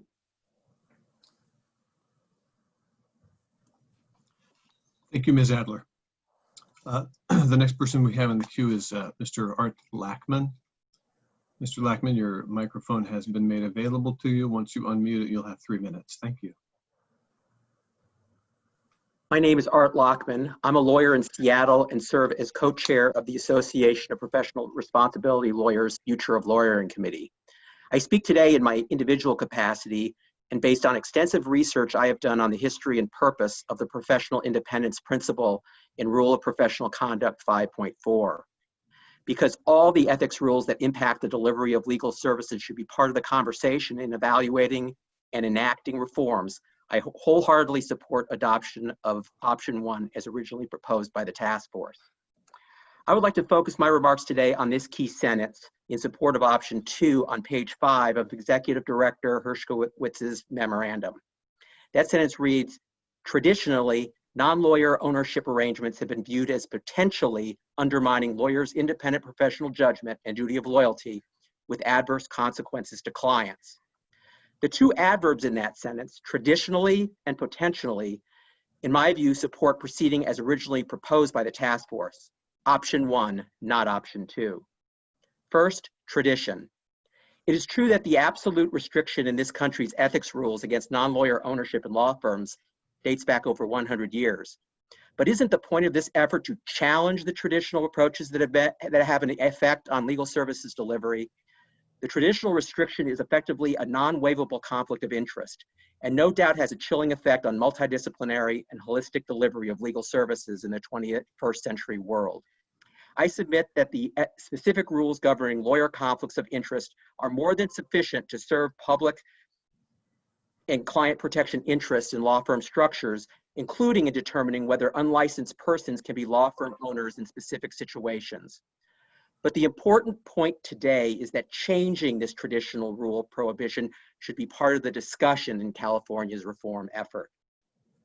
Second, non-lawyer ownership of law firms as potentially undermining professional independence and the duty of loyalty with potentially adverse consequences to clients. My research confirms the staff memo's description. The absolute prohibition against non-lawyer ownership in the ethics rule has never been based on any evidence or data regarding client or consumer harm. Any effect of the prohibition on professional independence and harm to clients has always been entirely speculative. Shouldn't consideration of reform focus on the reality of harm rather than the potential for harm? Mr. Luckman, you have 30 seconds. Thank you. Easing these absolute restrictions and then assesses consumer impact, if there is any, based on actual evidence and data, should at least be part of the discussion of reform efforts in California. Option 2 would hamstring the working group by restricting consideration of relevant ethics rules that impact innovation in the delivery of legal services. The reform effort at this early stage should not be limited based on traditional notions of potential or speculative harm. I urge adoption of ADL's option number 1. Thank you. Thank you, Mr. Luckman. Next speaker will be Ms. Lucy Rica. Ms. Rica, your microphone has been made available to you and it appears to have been unmuted. You have 3 minutes. Thank you. Thank you. My name is Lucy Rica. I'm a California resident. I'm a licensed California lawyer, inactive, and I'm a member of the Utah Regulatory Reform Task Force. I urge the board to adopt option 1, ATOL's recommendation to move forward with the regulatory sandbox. First, I want to clarify the ATOL sandbox proposal does not include paraprofessional licensing. It is about licensing legal service entities and allowing lawyers to work with those entities. Paraprofessional licensing is an entirely separate working group and recommendation. And I think we need to pause for a moment on what the regulatory sandbox is and what it is not. This is not deregulation. This is not letting fraudulent legal services loose on our streets or permitting unauthorized providers to act with impunity. The sandbox is a carefully controlled, limited pilot program to license legal service entities to practice law, permit lawyers to work with and for those entities, and enable policymakers to study and learn about what works and what doesn't. Here's how the sandbox works. Entities wanting to provide legal services must apply and provide detailed information on their proposed services. They must undergo a rigorous process of review conducted by a team of lawyers and other experts on the legal services market. The review is focused on understanding the risks involved in what is being proposed. What are the potential risks to the consumers? How can we measure whether they are occurring or not? And how can we mitigate them? If the risks are too great, the application is denied. In Utah, we are planning to use reporting requirements, expert audits, and secret shopper tests to further protect consumers. And let me note, lawyers are not subject to anything like these regulatory requirements under the current system. The beginning, middle, and end of the sandbox approach is driven by consumers, increasing consumer access and protecting consumers from harm. My second point to note is that we in Utah are seeing a great deal of interest. We have been taking informal presentations from potential participants to educate ourselves as to what is out there and what kinds of issues we need to be prepared for. So far, we have not heard interest from the Big Four or from hedge funds or private equity firms. We have heard from many lawyers and others who have innovative ideas on how to serve individuals with modest incomes and small businesses. We have seen presentations around a variety of services, including, and I'm speaking at a general level here, technology platforms and remote assistance for those seeking unemployment or other benefits, including potentially COVID relief-related benefits, and and entities focused on enabling lawyers to serve more clients in rural areas and work Ms. with Rika, other you have 30 seconds left. Thank you. and work with other professionals in the family law and estate planning spaces. Under the Utah Supreme Court's leadership, we this week have started accepting proposals for low and no-cost COVID-related relief services to help respond to the vast legal need precipitated by the pandemic and economic crisis. And we believe we'll see kinds of services I've described. California is in the unique position of being able today to either accelerate these services to consumers and this business to lawyers or slow it down. I urge you to step up and vote to approve option 1, the ATOL's regulatory sandbox recommendation. Thank you. Thank you, Ms. Rika. The next speaker will be Ms. Bridget Grammy. Ms. Grammy, you have a microphone available to you. It's now unmuted and you have 3 minutes. Thank you. Good morning, Bridget Grammy, Director of the Center for Public Interest Law and a member of the ADLS Task Force. I've submitted detailed written comments, but this morning I want to highlight a few key points before you vote today on whether to accept ADL's recommendation for a working group to explore and implement a regulatory sandbox. Option 1. Those of you who have been on the board for a while know that achieving systemic cultural change with respect to the regulation of the legal profession in California, especially in the face of significant opposition from members of that profession, is no easy task. And you also know that I was with you at your meetings and advocating for that change anyway. Now that the bar has finally deunified, it is crystal clear to all of you, and I quote from your statute, "Whenever the protection of the public is inconsistent with other interests sought to be promoted, the protection of the public shall be paramount." Where 70% of Californians who needed legal help last year did not have a lawyer, you as a board are not fulfilling your mission of protecting the public, and ADL's proposal will change that. Board members, today is your first real test of your dedication to this clear mission post-unification. When this board commissioned the Henderson Legal Landscape Report, as Justice Edmond referenced, and established ADLS, it proved to me that deunification was working. The bar was making an important move to take leadership in creating real change, even if unpopular with attorneys. I gladly accepted the appointment to the task force and worked tirelessly alongside my fellow task force members to prepare the report that you have before you today. I assure you that the sandbox proposal is not one that we came to lightly, and it is based on significant research and careful consideration of comments from all sides. It is also a modest approach.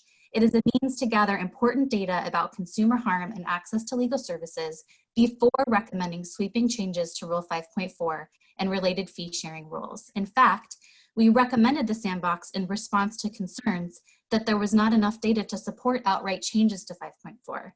It is extremely ironic, therefore, that option 2, which I can only assume is driven by the same voices who raised those concerns, would now preclude the gathering of any such data. Do not be fooled into thinking that this is a compromise. To preclude a working group from even considering non-lawyer ownership guts the entire purpose of the reform and our entire recommendation. Ms. Grammy, you have 30 seconds left. Thank you.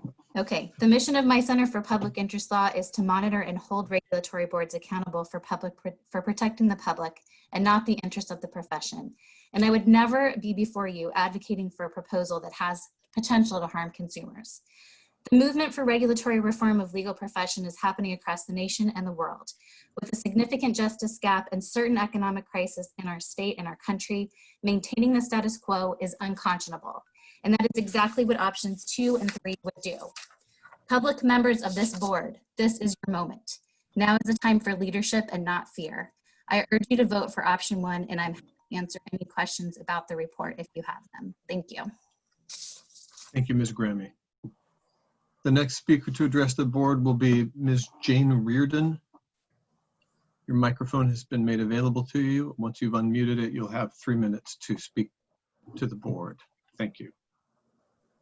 Good morning, President Steinbrecher and members of the Board of Trustees. I'm Jane Reardon, Executive Director of the Illinois Supreme Court Commission on Professionalism.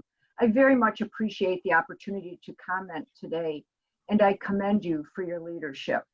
I submitted written comments to the State Bar earlier this week, urging you to establish the option 1 working group and will not repeat here what I put in writing. I just want to highlight 2 points. First, during the time that ADLS was doing its work, and especially since the COVID-19 pandemic has hit over the past couple of months, the world has changed, and that makes your bold leadership more imperative. We are expecting a huge explosion in the need for legal services, and at the same time, lawyers are under increased pressures to sustain their one-to-one law practices. And we have a series of uncertainties you just addressed about when will our recent law grads be able to complete bar exams, become licensed, and begin rendering services. The ATO's recommendation to convene a working group to look both creatively and critically at all available tools should be embraced by this board. It makes no sense to waste the time of a working group to consider a regulatory sandbox and at the same time to figuratively tie their hands by excluding from their consideration a major portion of Rule 5.4, non-lawyer ownership. Second point, also in the last year or so, several other states have established task forces on the issues of regulatory reform. Your vision and leadership in commissioning the Henderson Report was the catalyst to a national dialogue around the need to look at the issue of whether certain regulations around how attorneys can practice may be contributing to the gap in their ability to get legal services to those who need them. You started this growing movement of legal professionals concerned about the integrity of our profession and our obligations to both protect the public and to increase public access to these services. The Henderson Report and the task force you created in California served as a springboard used by Arizona, Utah, as well as the task force at work here in Illinois. You have 30 seconds left. Thank you. Thank you. I am a member of the Chicago Bar Association, Chicago Bar Foundation Task Force on the Sustainable Practice of Law and Innovation, and an advisory member of the Connecticut Task Force on the Future of the Legal Profession. We've been watching and considering the developments in your states and elsewhere. We were hoping that California, along with some of the other states that have been out ahead on regulatory reform, would develop some options for our consideration. Nonetheless, in Illinois, we are on course to finish our work and make recommendations to the Illinois Supreme Court this fall. All of this is to say the California Bar has an opportunity to continue to move forward the leadership demonstrated by your ADLS task force and be part of the national regulatory reform movement, and I hope you will do so. Thank you very much. Thank you, Ms. Reardon. The next speaker to address the board will be Mr. Tom Gordon. Mr. Gordon, your microphone has been made. Thank you. You froze up a second. I think you're hearing me. My name's Tom Gordon, and I'm the Executive Director of Responsive Law, a national nonprofit working on behalf of consumers of legal services to make the civil legal system more accessible and affordable. Mr. Gordon, we're not, there we go. Yes. I think that we've got it now. Mr. Yes, Gordon, we just got the audio feed on you. If you could begin again, I'll start your 3 minutes again. Thank you. Thank you. My name is Tom Gordon. I'm the Executive Director of Responsive Law, a national nonprofit working on behalf of consumers of legal services to make the civil legal system more accessible and affordable. I'd like to highlight some of the points from our written comments submitted yesterday. We're asking the State Bar to support option 1, which considers studying a wide range of possible changes to its regulations. This is literally the least a regulator can do in response to the current crisis. Option 1 is the recommendation of the ADLS task force after a 1.5 years of work and the input of dozens of experts on and outside of the task force. It isn't a repeal of the prohibition on non-lawyer ownership. It's not establishing a regulatory sandbox.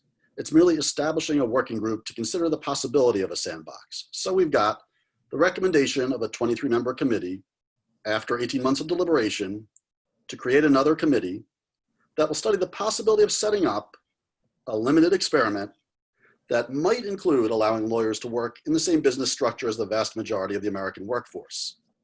Only in the legal profession could this be considered a radical proposition. Option 3 is not worth addressing other than to point out that it only makes sense as an effort to make option 2 look like a compromise. The proposal on option 2 to prohibit the working group from considering non-lawyer ownership is at best illogical and at worst pretextual. If opponents' concerns about an issue are sufficient to remove it from consideration, then no meaningful regulatory change could ever be explored, let alone adopted. But let's look at who those opponents are. The most strident opposition to the ATL's recommendations has come from lawyers who fear change to a status quo that has made them a lot of money. The State Bar is a regulatory agency, not a trade association, and its decision should not be influenced by the perceived self-interest of California lawyers. Last decade, when the North Carolina State Board of Dental Examiners restricted the activities of non-dentist teeth whiteners, the FTC intervened. Ultimately, the US Supreme Court sided with the FTC, holding that a regulatory board controlled by market participants does not have its decisions immune from antitrust liability. If the bar decides to reject the recommendation of the task force, it will be the decision of a lawyer-controlled body to restrict competition by throwing away the work of a non-lawyer majority body.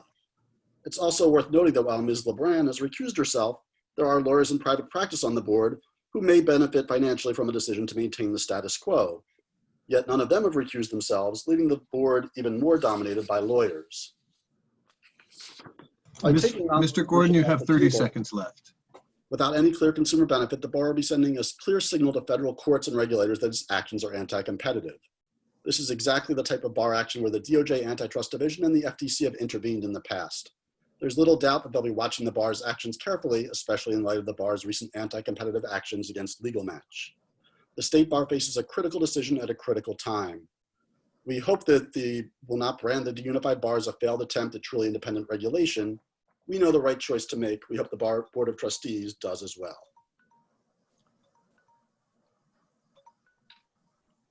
Thank you, Mr. Gordon. The next speaker will be Ms. Gretchen Nelson.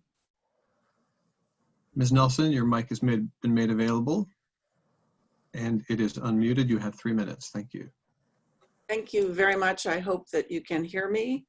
I appreciate the opportunity to speak briefly to you today.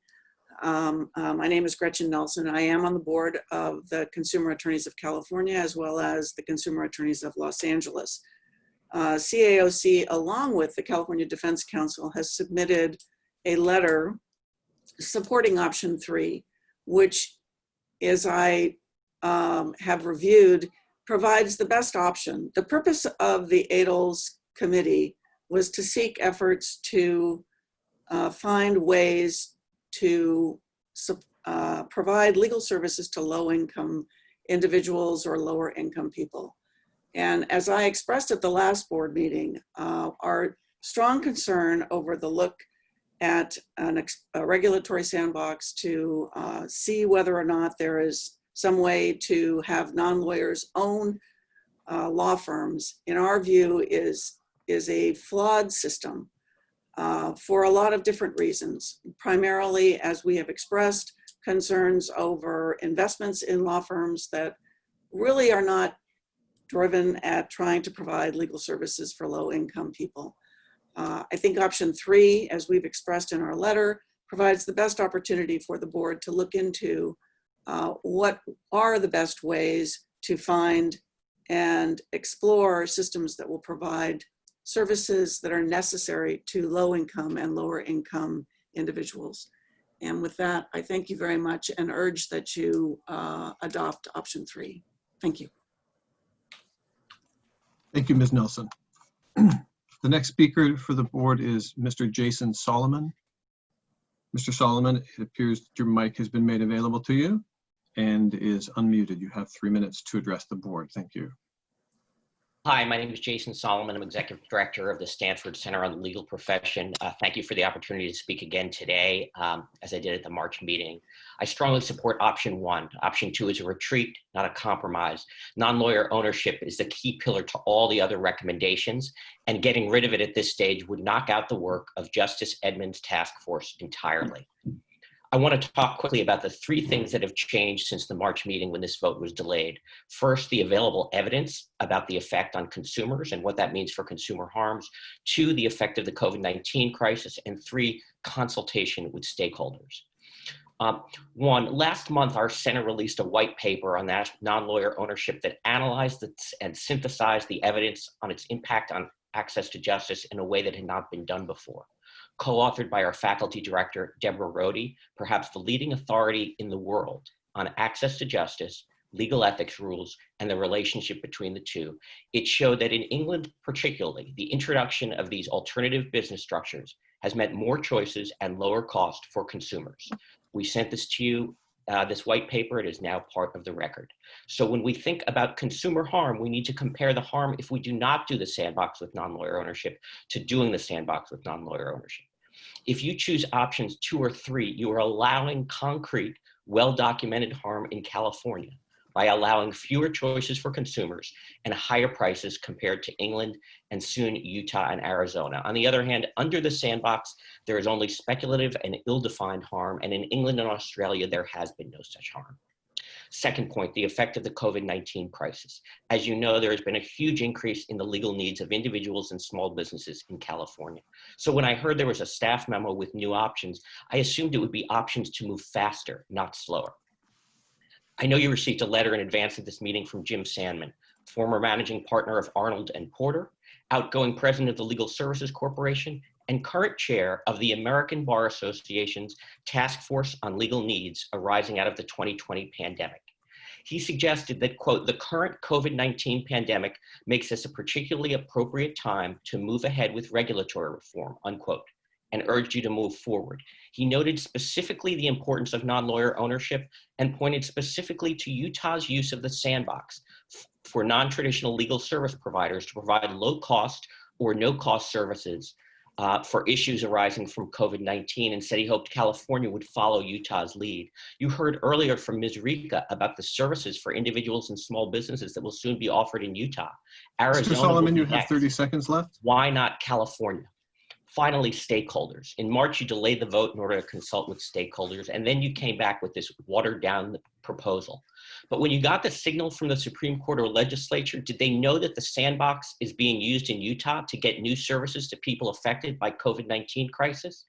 Now that you have that information, if you go with option 2, you are putting responsibility on the Chief Justice, on Senator Hannah Beth Jackson, and Assemblyman Mark Stone for standing in the way of getting legal help to individuals and small businesses in California. I don't think that does them any favors.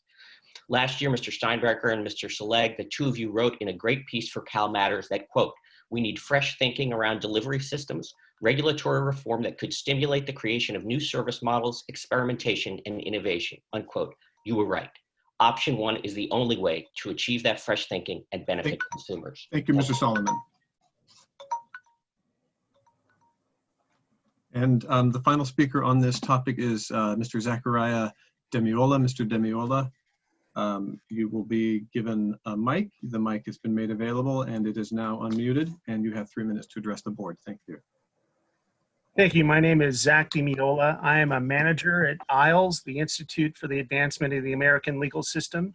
We're a national independent research institute at the University of Denver dedicated to improving the civil justice system. This is our 3rd comment in these on the ATIL's task force recommendations. We strongly support option 1. The debate in the legal profession surrounding the delivery of legal services is rife with assumptions that are often rooted in paternalistic fears that any change may harm the public, and that those fears are often also used by lawyers to justify what is at root an anti-competitive and protectionist impulse. What gets lost in that debate is that the power to regulate the delivery of legal services is based on a duty to serve the public interest, which requires a balancing of the risks and the benefits to the public, not to lawyers, in allowing or disallowing any legal service. Not only is the public interest the touchstone for how we should regulate delivery of legal services, but decisions must be based on evidence, not assumptions or on practical and technical restrictions. The sandbox proposal is what will provide us with the data we need to regulate according to the evidence. And this is why, as we speak, Utah is opening its regulatory sandbox now for proposals to specifically address, for instance, the COVID-19 crisis. ILES, my organization, is the independent third-party evaluator of that process and its outcomes. all Americans will benefit from Utah's experience and from the work that ISLES will do to understand these outcomes. And we sincerely hope that California will continue to provide pioneering leadership along with Utah to base how we regulate legal services on facts, on evidence, and on data that we need to effectively address our crisis in access to legal services. Thank you. Thank you, Mr. Demiola. That concludes the list of people who had asked to speak on item 703. I will just note for those of you who have asked to speak on item 705, I have that list, and we will return to that when we come to that agenda item, and you can also indicate at that time with a raised hand if you're interested in making comment on that item. Thank you. All right. Thank you, everyone who have provided public comment today. We appreciate your views, and we've listened carefully to what you've had to say. Also want to thank everyone who submitted written comments. All of those that we've received have been distributed to all of the board members. So all board members have had an opportunity to read those, and they are in our minds. I want to just bring the board up. We did defer the decision on this particular recommendation at our March meeting so that we could, bar leadership and board leadership would have the opportunity to have further conversations and engagement with some of our stakeholders.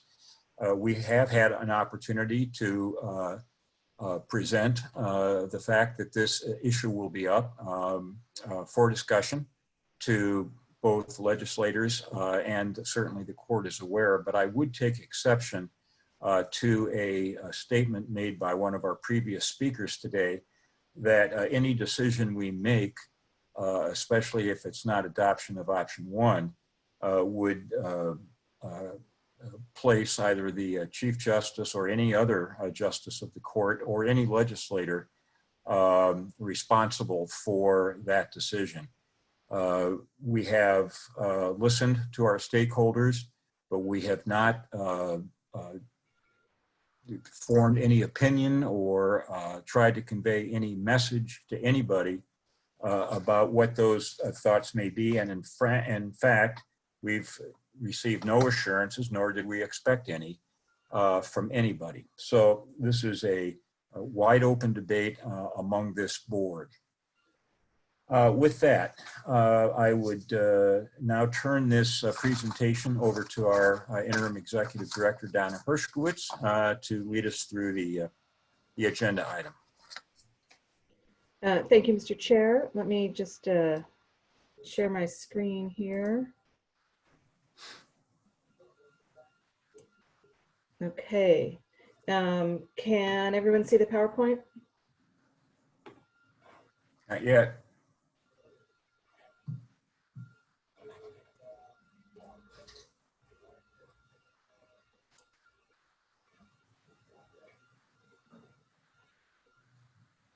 No?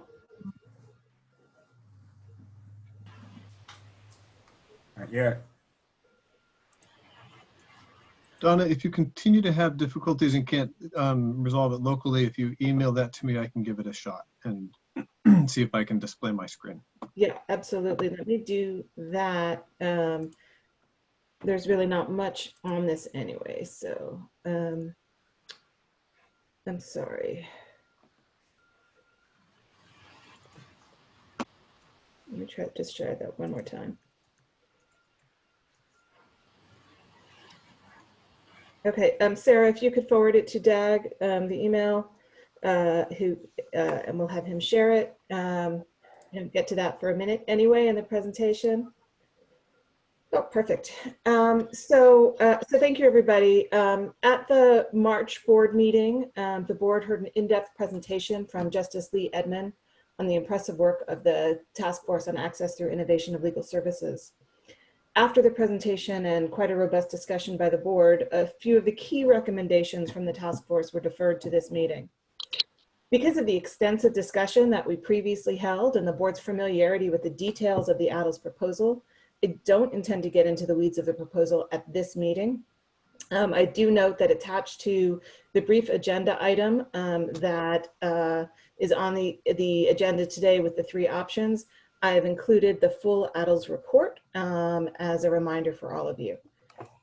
Before I get into my presentation, I do want to note that a number of the public commenters at the start of today's meeting raised concerns about the use of paraprofessionals in the immigration arena and other legal arenas.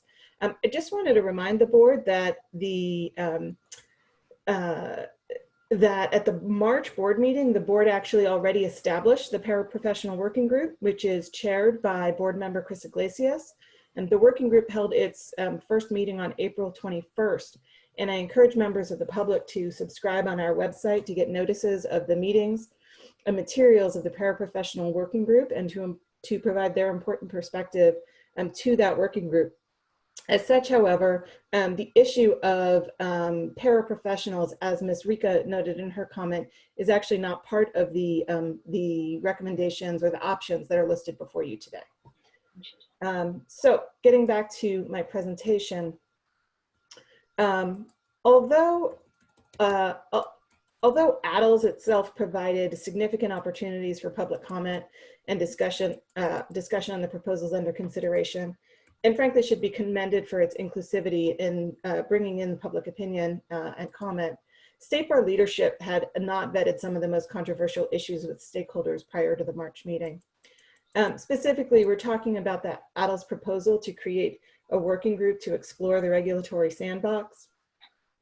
ADLS conception of the working group was that its exploration of ways to bring innovation to the delivery of legal services and to bring consumer-facing technology to clients who currently do not have any or have only limited access to legal services. That the work of this group would include exploration of rules that would invite to play in this sandbox applicants whose proposals might rely on relaxation of rules of professional conduct around non-lawyer ownership of traditional law firms, around fee sharing with non-lawyers, and also relaxation of rules regarding the unauthorized practice of law. Even though the working group would also be charged with creating requirements that entry into the sandbox would be limited to those who could demonstrate that the proposals increase access to justice and do not cause consumer harm, the thought of relaxing some of these rules that have had such a concrete place in traditional models of attorney regulation, of non-lawyer ownership, fee sharing, clear limits on practicing law without a license, has certainly caused some controversy, which is what brings us to today.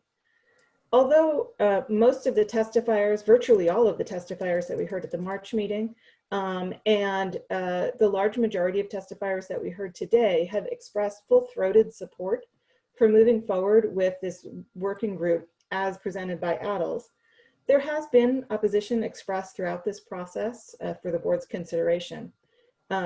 Lawyer groups, for example, you've heard from the consumer attorneys and the California Defense Council, you heard from the California Lawyers Association, and others have expressed something between trepidation and strong opposition to even the exploration of these long-held core principles of attorney regulation.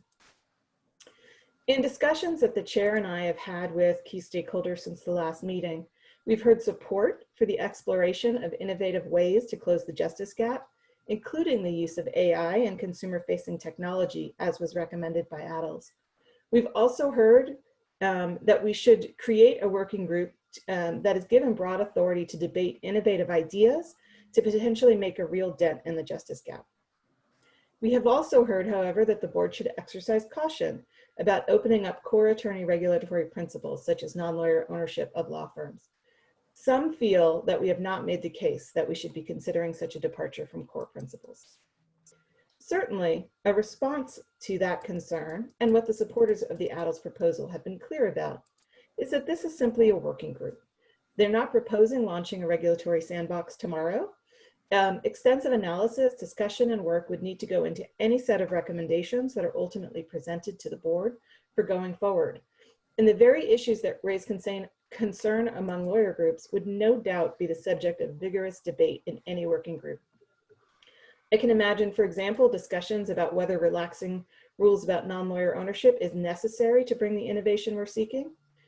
The argument certainly is that tech entrepreneurs or others may possess solutions to the justice gap problem, but they don't want to simply sell lawyers their product, and they don't want to be the lawyer's IT guy. They want some level of ownership in the business. But what level of ownership would be permitted? That, again, would be a likely vigorous discussion that a regulatory sandbox working group would have. What about relaxing the rules regarding the unauthorized practice of law, which we've heard some about today from some of the commenters? Opponents would tell you, have told you, and heck, even our Office of Chief Trial Counsel would tell you how important it is to ensure that people are not practicing law without a license. Public protection demands it. They would tell you that blurring that line is dangerous. ADL supporters would tell you again that this proposal, their proposal, is not at the expense of public protection. To get into any sandbox, you need to demonstrate to the regulatory authority that consumers wouldn't be harmed. Again, I would imagine a working group, for example, debating what level of lawyer participation might be necessary in the development of an app or other technology to allow an applicant into the sandbox. So if you can move to the next slide, Sarah. So today we're presenting 3 options for the board's consideration. Whoops.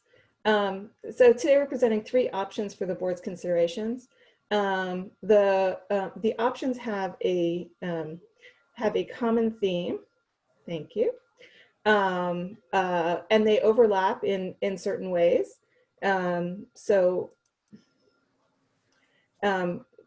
each of the options envisions the formation of a working group that would be charged with the twin goals of public protection and enhancing access to legal services.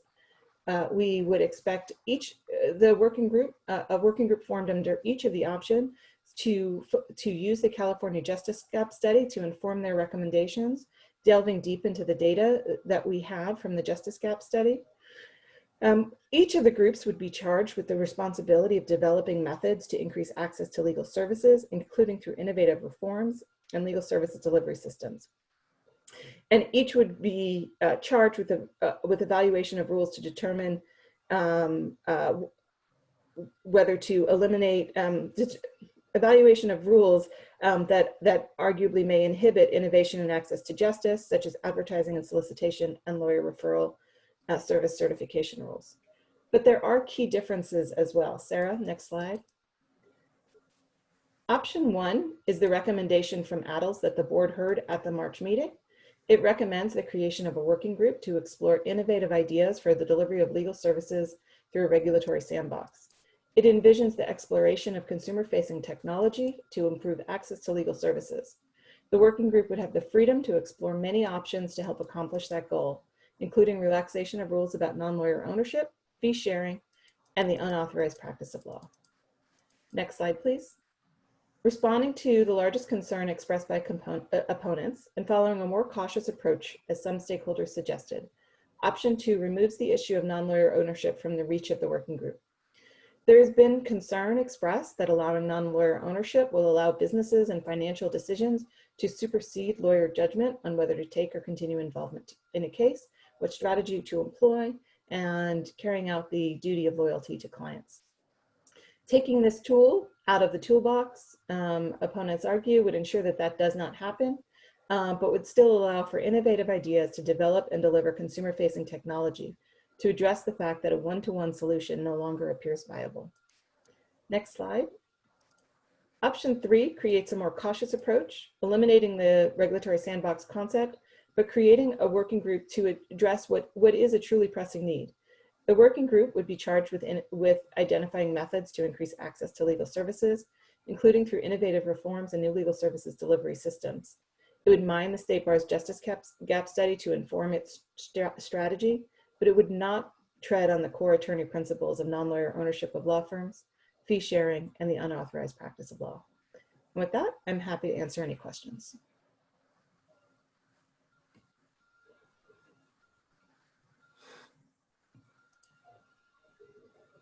Are there any questions for Ms. Hershkowitz? I have a question. I'm not exactly sure how this relates, but I'm just wondering because it just keeps coming up, and a lot of the comments were around immigration law, what's happening in these low-income communities, which we see, and I think it's definitely going to get. It was already bad in these communities prior to COVID, and now it's just going to be much worse right now.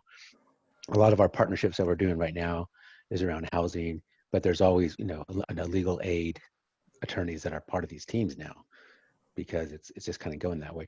Now, does the bar have like a immigration team? Do we have like immigration experts that we can call on as we see these things, or that are advising us or staff? I mean, do we actually have like a immigration team as part of the state bar? I think it all kind of relates to this. I was just wondering. I don't think I've ever asked that before. Yeah, certainly. Good question. So the bar doesn't have a quote unquote immigration team, but what we do have in our Office of Chief Trial Counsel is a team that focuses on non-attorney unauthorized practice of law. Certainly we hear quite a lot, and we heard from some of the commenters today, the concern about individuals who are calling themselves notarios, who are holding themselves out as attorneys, or even who are attorneys and who are creating harm to the public, taking money and saying that they will help them with an immigration status and do not carry through. The annual discipline report that the bar recently submitted to the legislature on April the 30th outlines the number of non-attorney unauthorized practice of law complaints that we received in 2019. I believe it was 909 complaints. 146 of those, if I recall correctly, were related to immigration. Our Office of Chief Trial Counsel has engaged in extensive outreach to ensure that individuals are aware of their rights, to ensure that they are aware of what to do in response to somebody reaching out to them and saying that they are a lawyer. We have put out a number of brochures, participate in interviews on English and Spanish language television, English and Spanish language press, working with local law enforcement, going to forums in the community to ensure that people are as armed as they can be to protect themselves against this kind of fraud. Certainly, if we learn about this fraud, then the Office of Chief Trial Counsel does an investigation. If appropriate, refers it to local law enforcement, may send a cease and desist letter to the offending practitioner. Okay, thanks, Donna. And then, Mr. Chair, do we just jump into discussion right now about the different options, or do you want to?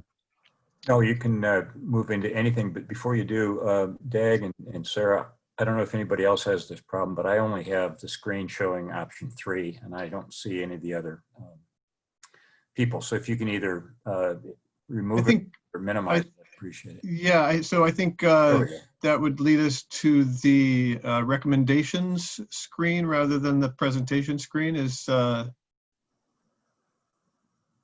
Sure.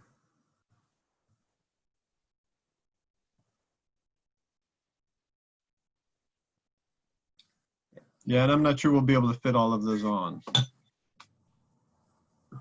Yeah. Dag, while this is up, do you have the ability to see if people are raising their hands or would like to talk?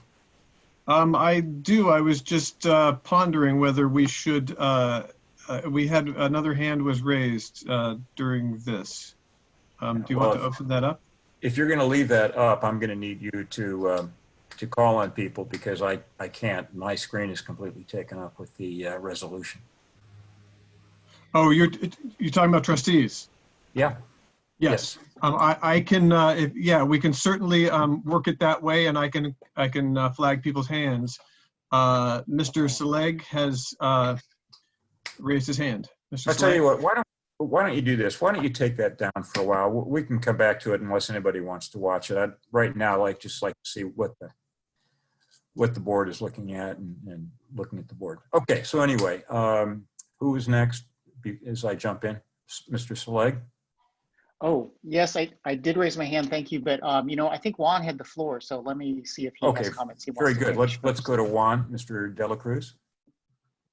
Is that you? Yeah, I didn't I didn't raise my hand, but I mean, Oh. are we open to discussion Yes, about the we are option? open to discussion. Okay. Questions for Ms. Hershkowitz, Yeah. comments on any of the three, wide ranging, whatever you like. Yeah. Well, first of all, I want to thank the public that came on and discussed and provided their comments. Everyone's are valid. It seems like this is, since I've been on the board, this is one of the highly contentious items that I've been part of. That means a lot of people care about what the board is doing here.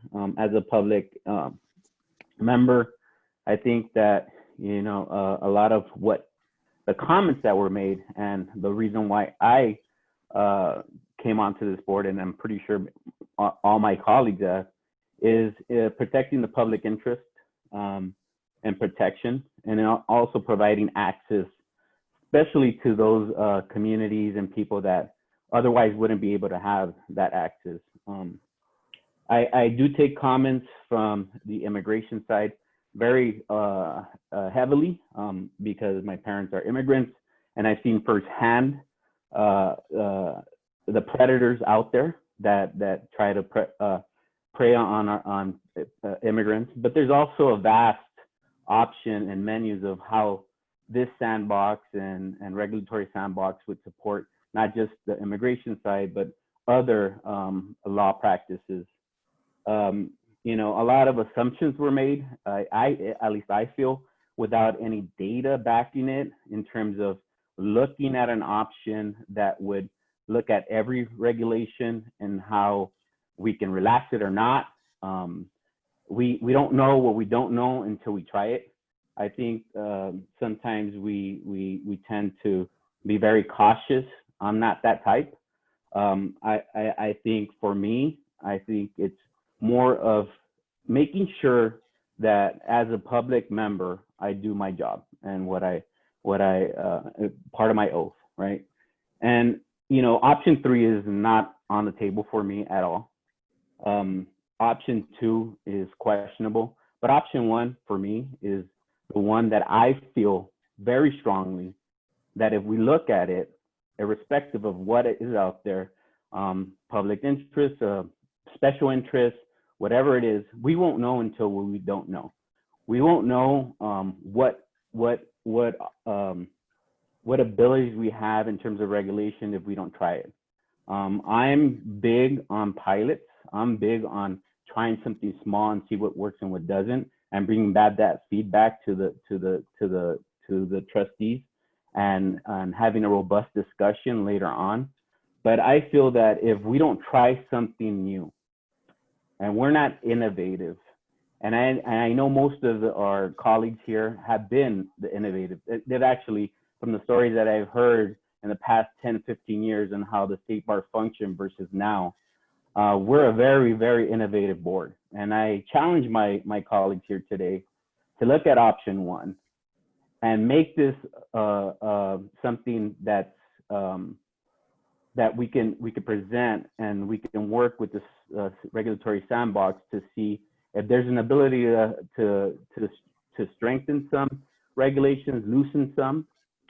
But again, I go back to what I said. We won't know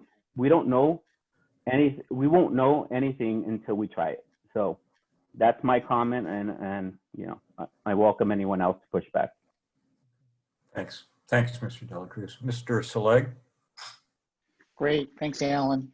So I'm going to speak a little longer than I usually do at the board meeting, so I hope people will have patience with that. I've given a lot of thought to this. This is obviously a very important initiative. A lot of passion has been expressed around this proposal, both in the comments today and previously and in writing. So we know people care about this. We now have these 3 options in front of us, and hang on one second.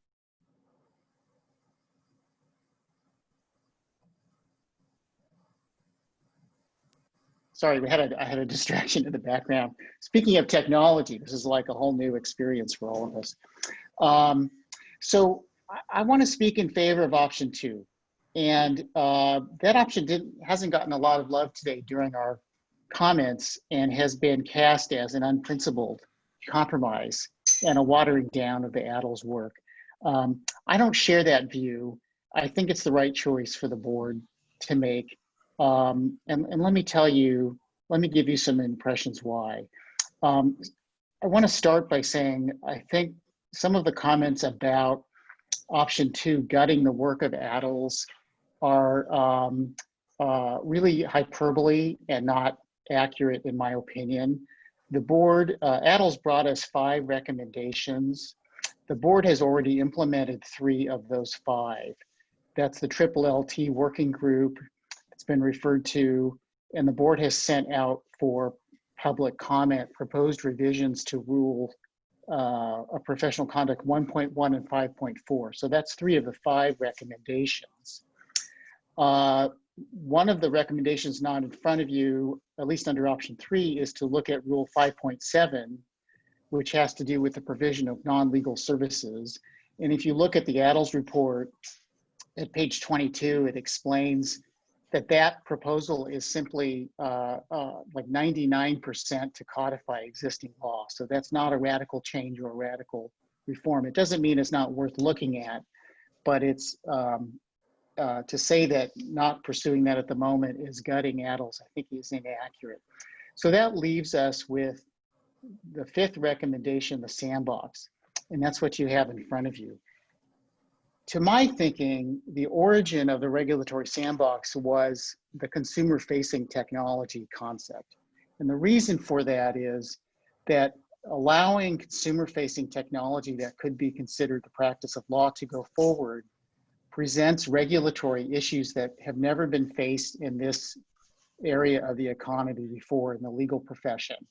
And for example, one of the discussions early on about that entire concept was that the state bar, as currently constituted, is not the right regulatory agency for algorithms that can practice law, and that we need to have a set of people with a completely different expertise, and we need to probably have a different model of regulation, not a complaint-driven model, but a model that examines the algorithms and regulates them in advance to be sure that they are doing more good than harm.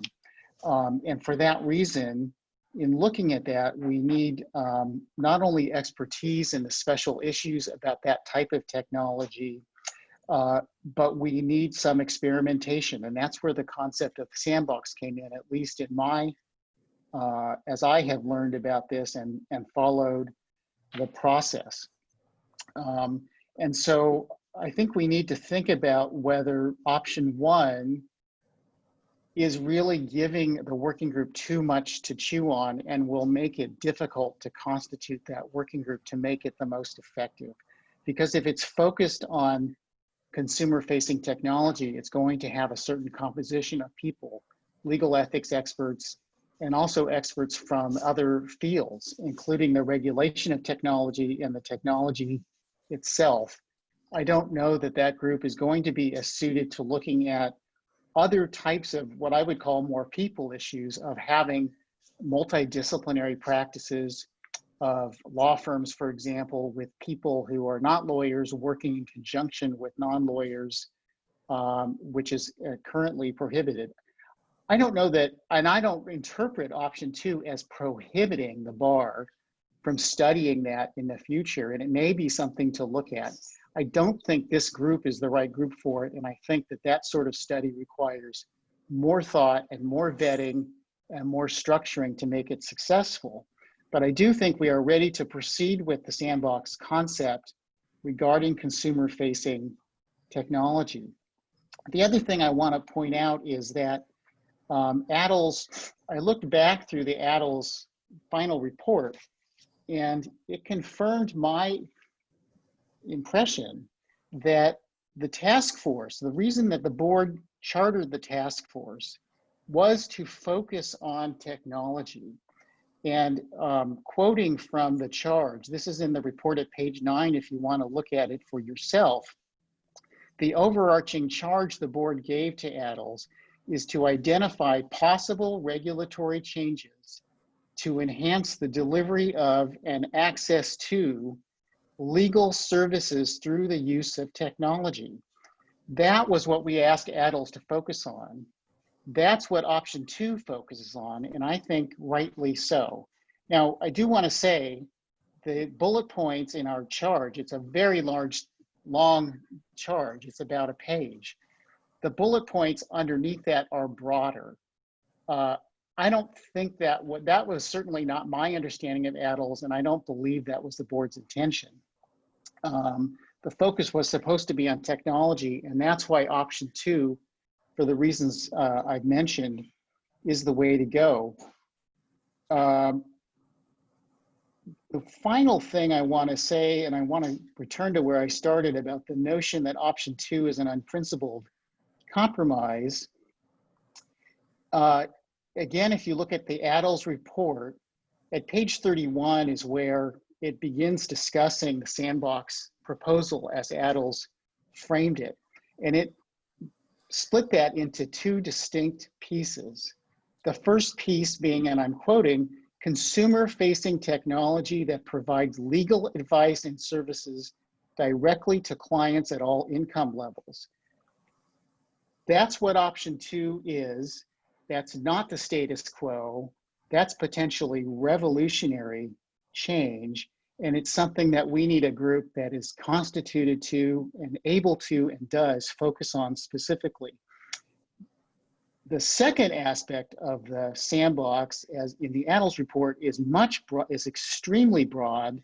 And I don't think the new group that we're looking at today is the right way to form it. And that is, here I'm quoting again, other new delivery systems created through the collaboration of lawyers, law firms, technologists, entrepreneurs, paraprofessionals, legal services providers, and other persons or organizations. Now, to me, that's the people-focused side of these issues, right? Whether people who are not lawyers can form partnerships with lawyers that include the practice of law. It includes technologists in that group, but I think that's the people-focused side. So option 2 does not gut even the sandbox recommendation from ADLS. It is saying of these 2 distinct pieces that ADLS has put on the table, this group should focus on the first, on consumer-facing technology. So I would urge the board to do that. I think focusing this group on that task, which is a big task, and as I said, a potentially revolutionary task, is the way to go, because we want this group to be successful and we want it to focus on its mission. So I'm off my soapbox now. Thank you. Thank you, Mr. Seleg. Others?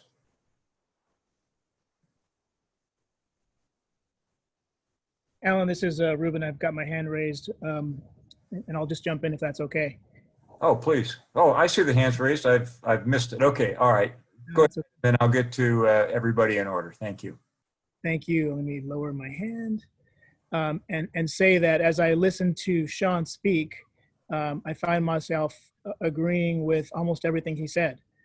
I think it is accurate to say that it's unfair to characterize option 2 as a complete disregard of ADLS' work. And I think that that's a little bit of distraction, quite frankly. The only thing that I'm not going to agree with Sean on is that option 2 is the better option as compared to option 1. And I think that the main reason for that, what's pushing me to say that now, is the main difference is between the 2 options is option 2 tends to tie the hands of the working group that we're talking about creating in the sandbox environment. And I just think that it's neither fair nor realistic to think that if you get a group of people together in a room, like Justice Edmond, like many of the people that we've heard from today and in the written comments, and tell them to use their expertise and their experience and their brain power, for lack of a better word, on an issue as tough and complicated as the one that we're dealing with, but that they can't talk about 2 specific topics, to me is just hamstringing them before they start. And I'm not sure that it's realistic, to be frank, to get a group of people in a room who care about this issue as much as they clearly do, and not expect them to raise that very big, very real issue that is on everyone's mind. So I'm supportive of option 1 and obviously open to being educated about other strengths and or weaknesses, but that's where I'm going. All right, thank you very much, Mr. Duran. The next person who has a raised hand is Mr. Iglesias. Chris, did you have a chance to speak already or you got something new? No, I just wanted to talk about the options real quick. If that's Okay, sure, go ahead. Yeah, thank you, Mr. Chair. Yeah, first I just want to thank Justice Edmund and all the members of the task force. I guess you guys have been meeting for like almost 2 years, right? 22 months or something like that? Yeah. So thank you for all the hard work on this. And I think from listening to the other trustees and staff, I think I'm more aligned with Trustee De La Cruz around at least kind of getting all the information that we could possibly get during this process, and you kind of putting ourselves out there and taking a chance, because I think as a relatively new trustee, I want to learn from everybody, and I want to hear what this opportunity would bring, option 1 would bring, and allow folks to kind of think creatively and broadly and innovative. I mean, we are California, right? Probably the most innovative place in the world. And I think if there's ways to bring that innovation into the legal field, just so at least we have those ideas and thoughts, that's what I really look forward to learning during this process. But that's how I'm kind of leaning right now. But again, I'm like, I'm also, open, as Trustee Duran said, about other potential ideas, but I just think to really allow for free flow of information and ideas, I see that more in option 1. So thanks. Thank you, Mr. Iglesias. Mr. Petula. Yeah, let me just begin by saying I strongly support option 1. My tenure on the board started about the same time as this committee started. And so over the last 2 years, we've gotten updates and heard from many experts. And one thing we continue to hear is that fee sharing, non-attorney ownership were both important matters to look into, and how they would change the delivery of legal services. I missed March's board meeting, and I have to tell you, I felt like when I looked at what occurred and these recommendations, that the ship was turned in the night completely in a different direction. Options 2 and 3, and even 1 to some extent, but 2 and 3 feel like diplomatic solutions.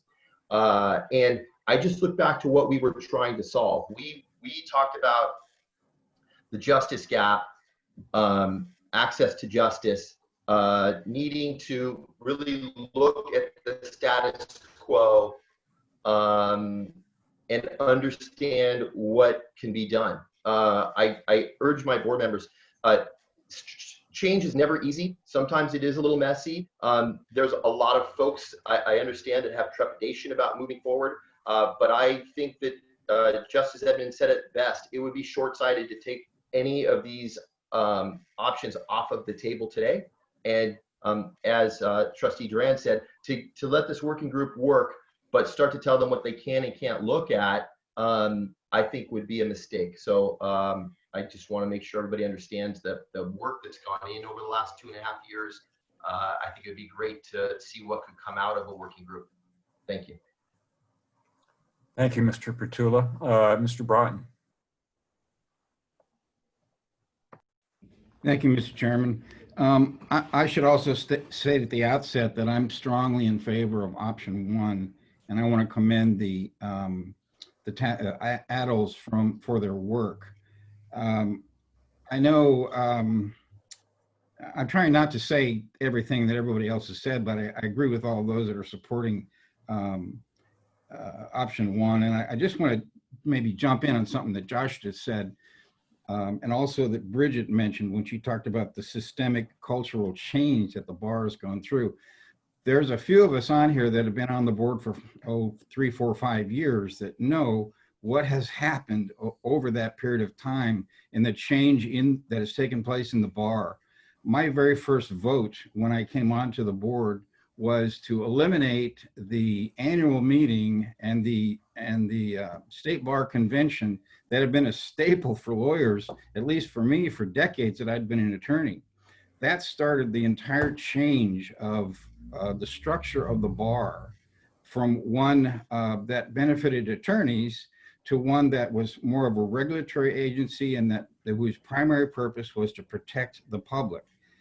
Also along those lines is our duty to improve access to justice and the other things. I really look at this as one of our core functions, our core goals that we need to do. And I'm very, during that course of the changing of the bar, my gosh, those of us that were involved in it, we were inundated by people, commissions and committees, and everybody was after us. Change was very difficult, but we went through it with the leadership of Leah and Donna and Elizabeth before her, and the various presidents and chairmen that we've had going through. And I look at this as one of those meaningful things that's like Josh has said, change is hard and people are going to, especially when you rank the status quo, it's going to cause some problems. But I don't think fear of change should prevent us from moving forward and exploring all of the options and pursuing meaningful steps towards closing that justice gap. So I am strongly in favor of option 1. I do agree with Josh also that I think options 2 and 3 are perhaps more diplomatic solutions. I do think that they handcuff the commission or the committee, so to speak. And I would say, in short, carpe diem, option 1. Thank you very much, Mr. Broughton. Ms. Manning. Oh, you're still on mute.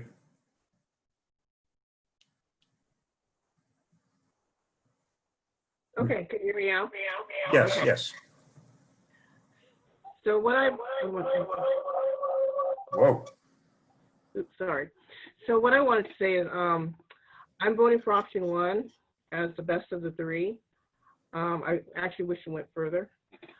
As I have expressed in the past, I feel we are behind the curve on using technology to provide legal services. I feel as my role on the board is I represent consumers, people of color, and as a victim of the justice gap. The justice gap is very real and immediate to me, my family, and obviously for a number of Californians, as well as especially those who do not qualify for legal aid. Well, with COVID-19, the need to innovate is now. Technology has been critical to keep our state working and will be a big part of the new normal going forward. Empowering the adults to do their study with option 1, I think is imperative. The world has its eyes on us and we need to lead the way. That's who we are, that's California. And I just think option 1 is the way to go, so. Thank you. Thank you, Ms. Manning. Ms. Dellen. Thank you, Chair. I do agree. I'm on option 1. Coming in to this meeting, I was really not sure. I just want to make, but knowing that this is going to be a group that they will go through all and study the different ways to make this more accessible and making sure that there will be less fraud and all the other things that people are concerned about. I think I agree also that I'm excited about the technology part of it, because this really is going to be the new normal after what has happened, and getting this and having this technology available and accessible to the citizens.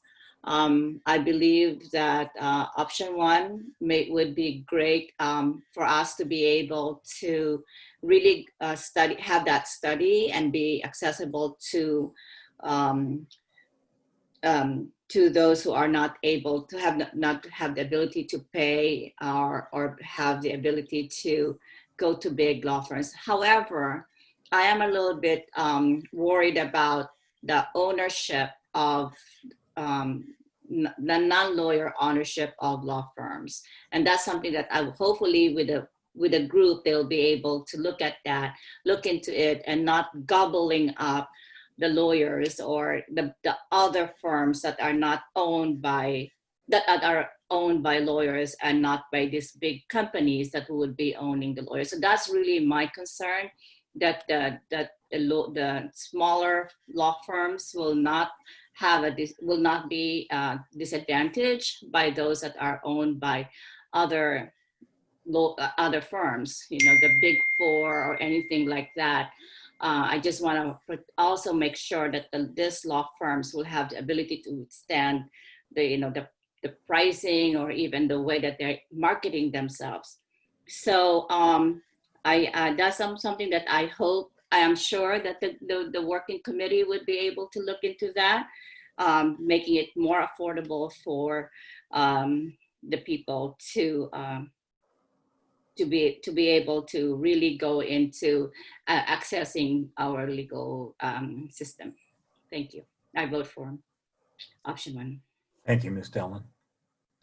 Would any other members of the board like to be heard? By my listening to the comments, it seems to me that there is likely a either large percentage or majority of the board who supports option 1. So with that in mind, at least to begin the discussion, the chair would entertain a motion for the adoption of option 1. Do I have someone who is? So moved. Duran. I'm sorry, you, Ruben Duran moved?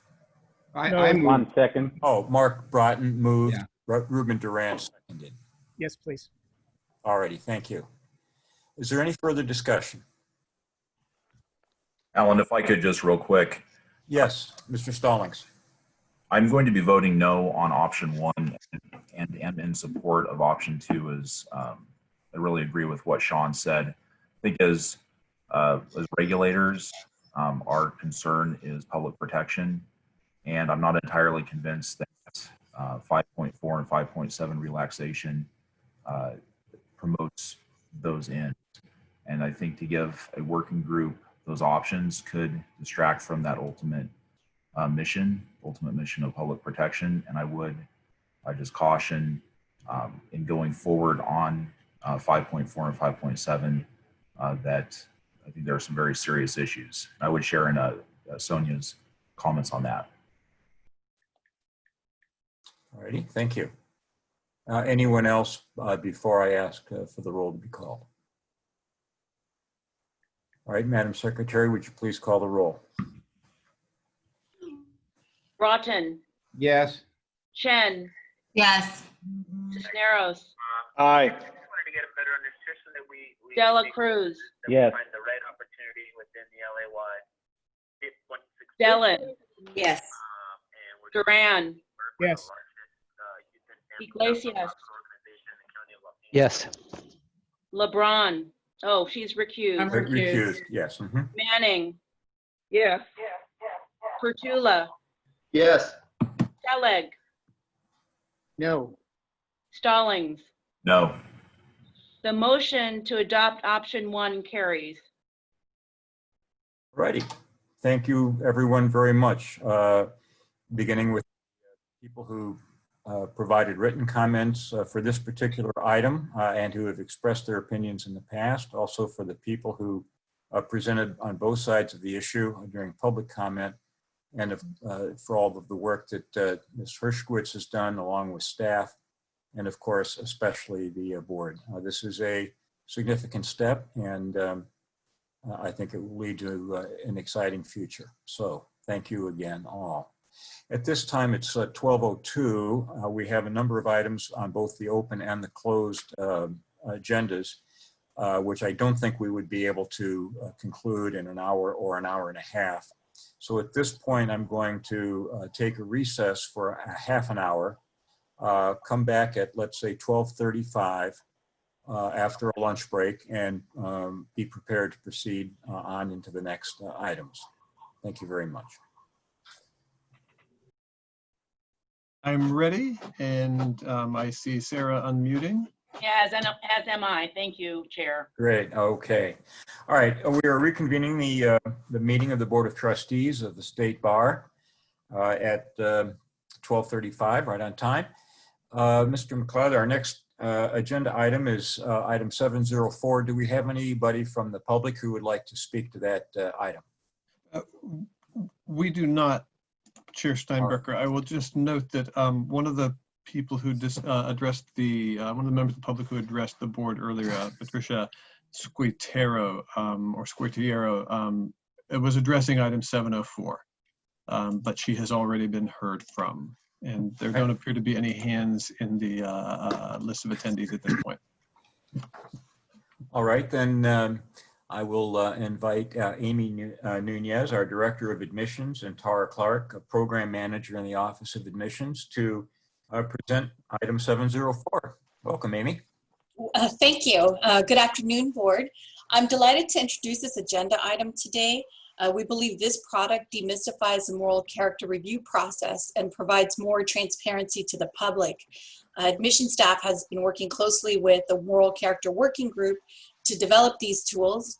And this material will help applicants in their pursuit of the moral character clearance and provide support to law schools that provide guidance to students on this process. And with that, I'm going to introduce Tara Clark, who's our Program Manager in Moral Character, and she will be presenting on this initiative. So with that, Tara.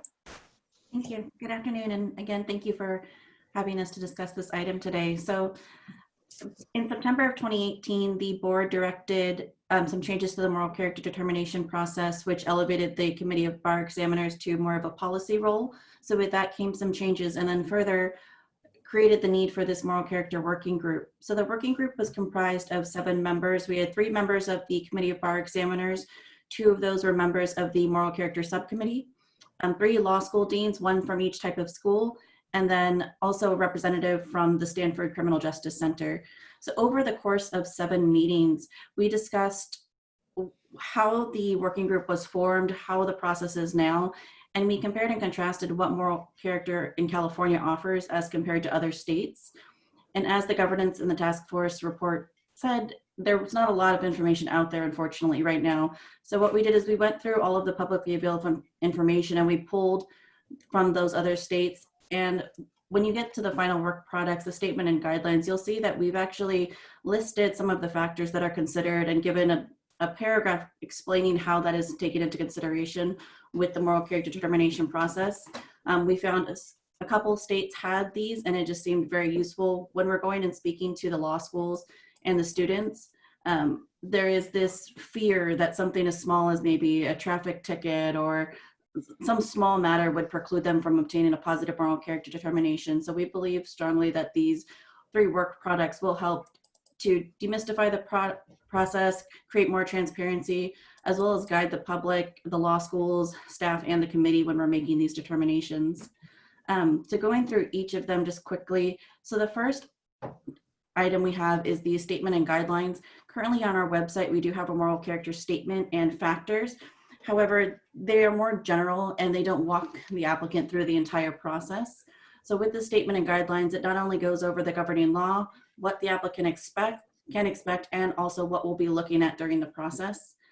Then the decision matrix breaks it down further into each of the broad categories. So when you're looking at those matrices, in the top left corner, we based each table based off of a value as guided by the Supreme Court decisions and enumerated in the State Bar rules for the moral character process for what a good moral character consists of. And you'll see that it isn't binding on the staff or the committee to make a determination, but it just provides more transparency and guidance and what applicants should expect. And hopefully they will see and understand that there is no one act of misconduct that does preclude a positive moral character determination in California. You know, we look heavily at rehabilitation, at candor, and it's the totality of the picture in and of itself, not just one act. The moving to the best practices and talking points for the law schools. When we're speaking to the law schools, the level of understanding of what occurs during a moral character process seems to differ. So we created this with the law school deans in mind, so that way that we can try to help guide them more when they're guiding their students, because from what we've heard, they do get a lot of questions that they don't feel confident answering at the moment. So, okay, and with that, were there any questions?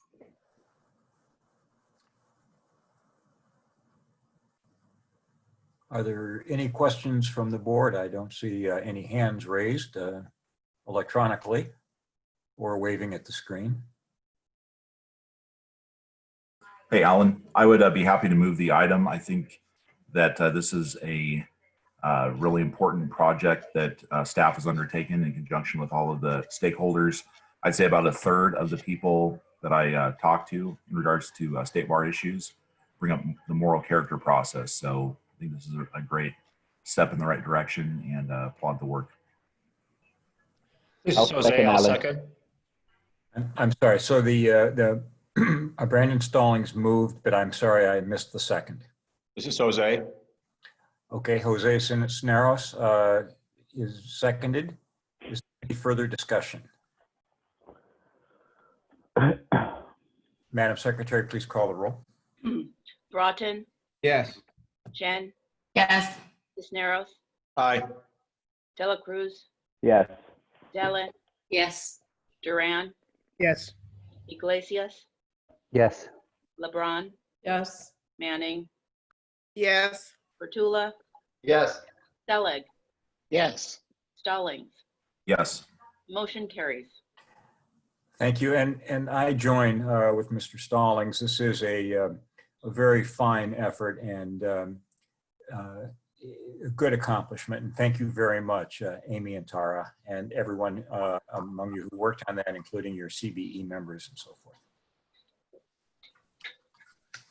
All right. The next agenda item is 705. It's a report on and approval of recommendations regarding the California Bar Exam Studies. As you know, there were 4 of them that Mr. McLeod is going to report on. Before we do that, Mr. McLeod, are there any members of the public who would like to speak on item 705? Yes, there are.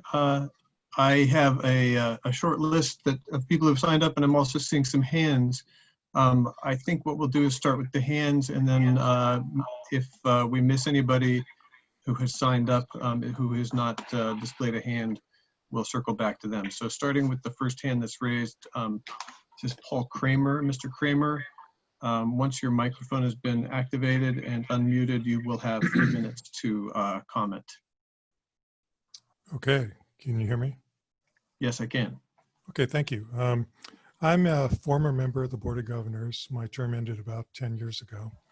Currently a member of the Committee of Bar Examiners and chair of our examination subcommittee, but I'm not speaking on behalf of the committee, but in my individual capacity today. The possibility of adopting the uniform bar exam was broached only in passing during an informational item on our committee's April agenda. No mention of a blue ribbon committee, as is now proposed, was made.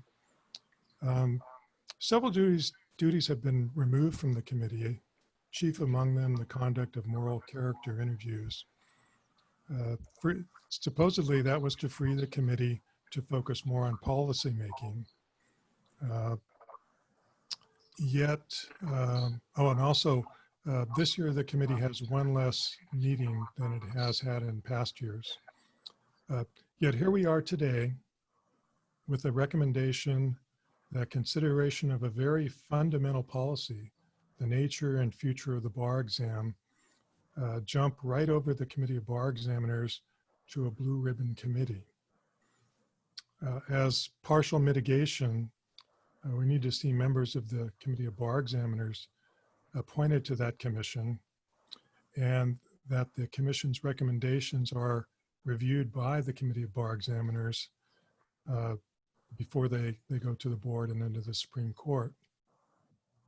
While the proposed resolution does not preclude that, it should explicitly require that.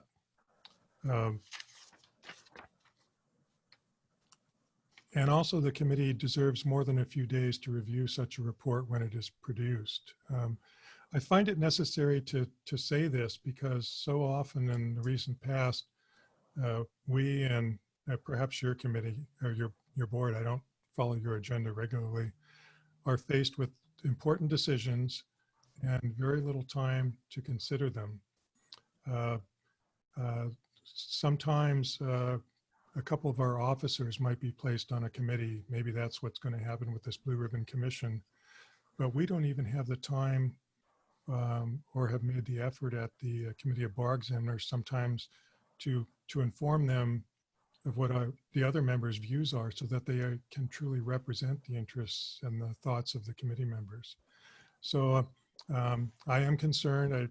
I could just be silent and complain about it at the end, but I'd rather set the ground so that I don't have to keep complaining or making jokes about potted plants or rubber stamps. Thank you. Thank you, Mr. Kramer. The next person, I don't see a hand raised, but we do have you on our list. Signed up is Mr. Julian Sarkar. Mr. Sarkar, are you still interested in making a comment? Yes, I am. Thank you very much, sir. All right. You have 3 minutes. Okay, thank you, and good afternoon to the Board of Trustees. My name is Julian Sarkar. I'm an attorney admitted in California and New York. I've advocated for attorney applicants against the State Bar's administration of the bar exam ever since 2016, when my friend Chris Grauman was driven to take his own life the night of that the exam results were released. This and the lack of any acknowledgement by the State Bar of his life or his death is one of the many facts that demonstrates how the State Bar merely uses public protection as a false pretense for the bar exam, when in reality, it merely uses it to take over $20 million each year from recent law school graduates and other attorney applicants. I'm here in my representative capacity today to request the State Bar immediately reject all plans to move forward with any future bar examinations and replace them with a diploma privilege system. The following year, 2017, the State Bar restructured the bar exam to a 2-day exam with the primary purpose of reducing its administration costs, but 0% of these savings were passed along to the attorney applicants, which further demonstrates that the bar exam primarily serves the State Bar's financial interests. That year, a group of law school deans requested our Supreme Court consider changing the cut score, which prompted the State Bar's psychometrician, Dr. Roger Bolus, to send a dismissive and condescending internal email within the State Bar, which showed the hopelessness and futility of any efforts by academic institutions to try to collaborate with the State Bar towards a better program.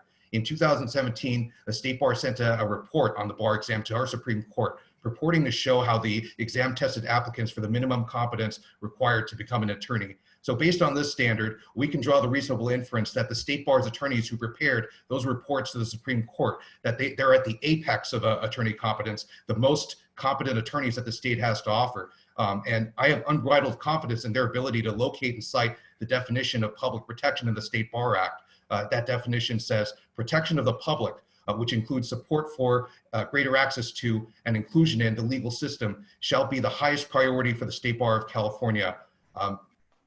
And yet, when you look at that report, the report claims that despite the lack of a clear definition or measure for public protection, that many of the public comments and survey responses from people who expressed a preference for maintaining the current cut score of 1440 and so forth, it must not have been an accident that these extremely competent attorneys left out the definition of public protection in this report. It must be that they were protecting this mechanism by which the State Bar deprives attorney applicants of over $20 million a year. And that was further demonstrated in the attached report provided by the psychometrician, Dr. Bolus, which compares exams from 2008, 2012, 2016, and omits any reference to the substance of the additional subject matter that's added more and more over the years to give the Supreme Court the false impression that attorney applicants Sarkar, you were have 30 seconds. declining the pass rates. But clearly that omission that served to protect his employers from being outed as lacking this new standard of minimum competence. So in the document reflecting the agenda item for today, there's no reference to the Supreme Court's letter recommending that State Bar collaborate with law school deans, and that tends to show that the State Bar is not interested in any solution that would cut into its $20 million profits, or sorry, $20 million revenues. So again, my clients are requesting that the State Bar cease and desist its collection of examination fees and future administration of the bar exam, and immediately begin implementing a diploma privilege system before judicial intervention is necessary. Thank you for your anticipated cooperation with the purpose of the State Bar that's defined in the State Bar Act, Section 6001.1. Thank you for your comments, Mr. Sarkar. I have one other request to speak from Mr. Gil Pelez. I have you logged in by telephone only here, but I'm showing last 4 digits 0273. Yes, can you hear me? Yes. Hello, can you? Yeah, I can. Yes, I can hear you. You have 3 minutes, sir. Okay. I would like to comment on the State Bar's potential consideration of replacing the California exam with a uniform bar exam, or UBE. The State Bar's consideration of the UBE is troubling, considering that it was never considered by the actual committee of bar examiners, and that the prominent states are now sounding alarms about the UBE and signaling that it'll be dropped from many prominent states. Most notably, I urge the State Bar to read the new 80-page March 5th, 2020 report by the New York State Bar Task Force, which spent more than a year examining the UBE's effect on New York. The task force's report is the most extensive and unbiased study to date about the UBE that was not commissioned by the actual UBE's owners, the NCBE, but instead by the most prominent state bar that adopted the UBE. In short, the New York Task Force issued a scathing rebuke of the UBE, found that New York was greatly harmed by its implementation, and urged a return back to a New York state-controlled exam. The task force was unequivocal in its findings and will likely lead to New York and other states separating from the UBE. A few highlights from the task bar study. Quote, we conclude that since the adoption of the UBE, the fundamental purpose of the bar examination, which is to protect the public, has been lost. The UBE does not meet the requirements for what has long been the standard for licensure in New York, a reliable assessment of minimum competency to practice law in our state. Quote, the adoption of the UBE has had the unintended, though foreseeable consequence of rendering applicants less, not more equipped to meet the challenges of practicing law in New York. Quote, substantial evidence shows that the UBE scaling and scoring practices make its score unreliable and an inappropriate measure of a person's minimum competency to practice law. This is especially problematic when the UBE score is earned in another jurisdiction and then transported to New York. Quote, the grading and scoring practices of the UBE are questionable, and no independent analysis has been conducted into whether the UBE accurately measures what it purports to assess. A New York professor reported that, quote, every jurisdiction that has gone UBE has lost its own identity. The New York Task Force is also highly critical of the NCBE's own studies, including specifically its upcoming job analysis, which the California State Bar noted today that it will be relying upon. Quote, we cannot rely upon the assurances of the NCBE, which composes, licenses, and scores the UBE as to the quality of its own product. Studies of the UBE by the NCBE are similar to an author of a book writing its own book review. These are just some highlights of a very detailed 80-page analysis from the New York State Bar. Again, prior to any consideration of the UBE in California, I urge the State Bar to read the New York Task Force's report and consult with its authors. New York's regret serves as a canary in the coal mine for California. As in New York, the purpose of the California State Bar is to protect its own public, and it should not even consider giving up its control of this duty to an outside company, especially when the actual— Mr. Pelez, you have 30 seconds. Thank you. Especially when, as the earlier caller noted, the actual committee of bar examiners never considered the UBE and was never allowed to date. I would be happy to send a New York report to the committee if it is not already in possession of it. It's also available online. Finally, I urge that the State Bar, when it eventually comes to a conclusion, survey its own members, the licensed attorneys of California, on any major proposed changes to the exam. Thank you. Thank you, Mr. Pelez. I do not have anybody else listed requesting public comment on this item, and I don't see any hands raised. So turning it back over to you, Chair Steinbrecher. Well, I will volley it back to you, Mr. McLeod. I believe you're the presenter on this, so take your best swing. All right, thank you very much. I'm going to go into screen share mode. I'm going to hope that I have more success than others have had today. And I'm also going to, as I do this, note that sometimes the box of the panel of rectangular boxes with people's faces in them will cover up part of the screen. I don't know if that's occurring to you, but I would encourage you to look at the top of that little panel. You can hide those thumbnails to get the full, a more full view of the screen, or you can also sort of grab the vertical bar that separates the our little rectangular boxes with our faces in them from the presentation, and you can push that over to the right a little bit by dragging it over, just if you want to get a slightly better view of the screen. The other issue that I wanted to point out is that I lose the ability to see you. All of us who are going to be speaking will lose the ability to see you during the presentation portion. So if you have a question or want clarification on something, please speak up. I'm going to be joined in this presentation. First off, everybody can see my screen? Yes. Okay. I'm going to be joined in this presentation by the Director of Admissions, Amy Nunez, also by Lisa Cummins, Program Manager for Exam Administration in the Office of Admissions. And we always like having Ron be on retainer should we have any deeply technical questions that we want to have him weigh in on. So Ron may also step in, Principal Analyst in the Office of Research and Institutional Accountability. As you've heard, this report to the board attempts to summarize 4 pretty detailed and lengthy, somewhat long-term studies that have been conducted regarding the California bar examination. Those studies are listed here at the outset and are attached as appendices to the report to the board. They include the California Attorney Practice Analysis Study, a differential item functioning analysis, review of the California Bar Examination Administration and associated components, and a report on the effects of the California Bar Examination phased grading process. I'm going to introduce the topic and speak on the California Attorney Practice Analysis Study real quickly. But before I do that, what I'd like to try to do is provide a little bit of an overview of how these reports relate to one another and how they fit together, how to understand the distinct interconnected reports.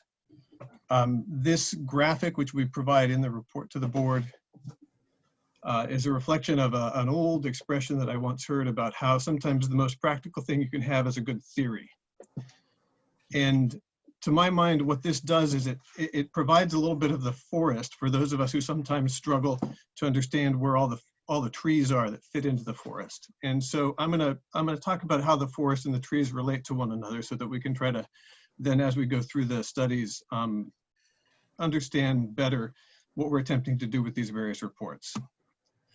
As you can see, we're talking about a testing program here, and the various different studies contribute to our understanding of the testing program. And what I like about this organization of a testing program and the life cycle of a testing program is that you can see that it's really an ongoing thing. It's not something that you do once and you set aside and you're done with it, but rather it is a cycle, and the Supreme Court recently required that the State Bar revisit the planning and evaluation stage, specific details of that we'll get into later, at least every 7 years.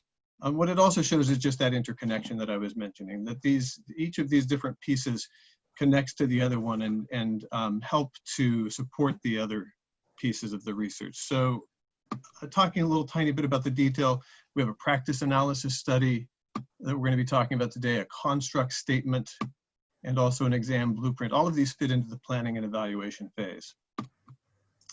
We're also going to be talking a little bit about item writing for the exam itself and how item review is going to be, we're making recommendations regarding item review. These fall into the design and development phase.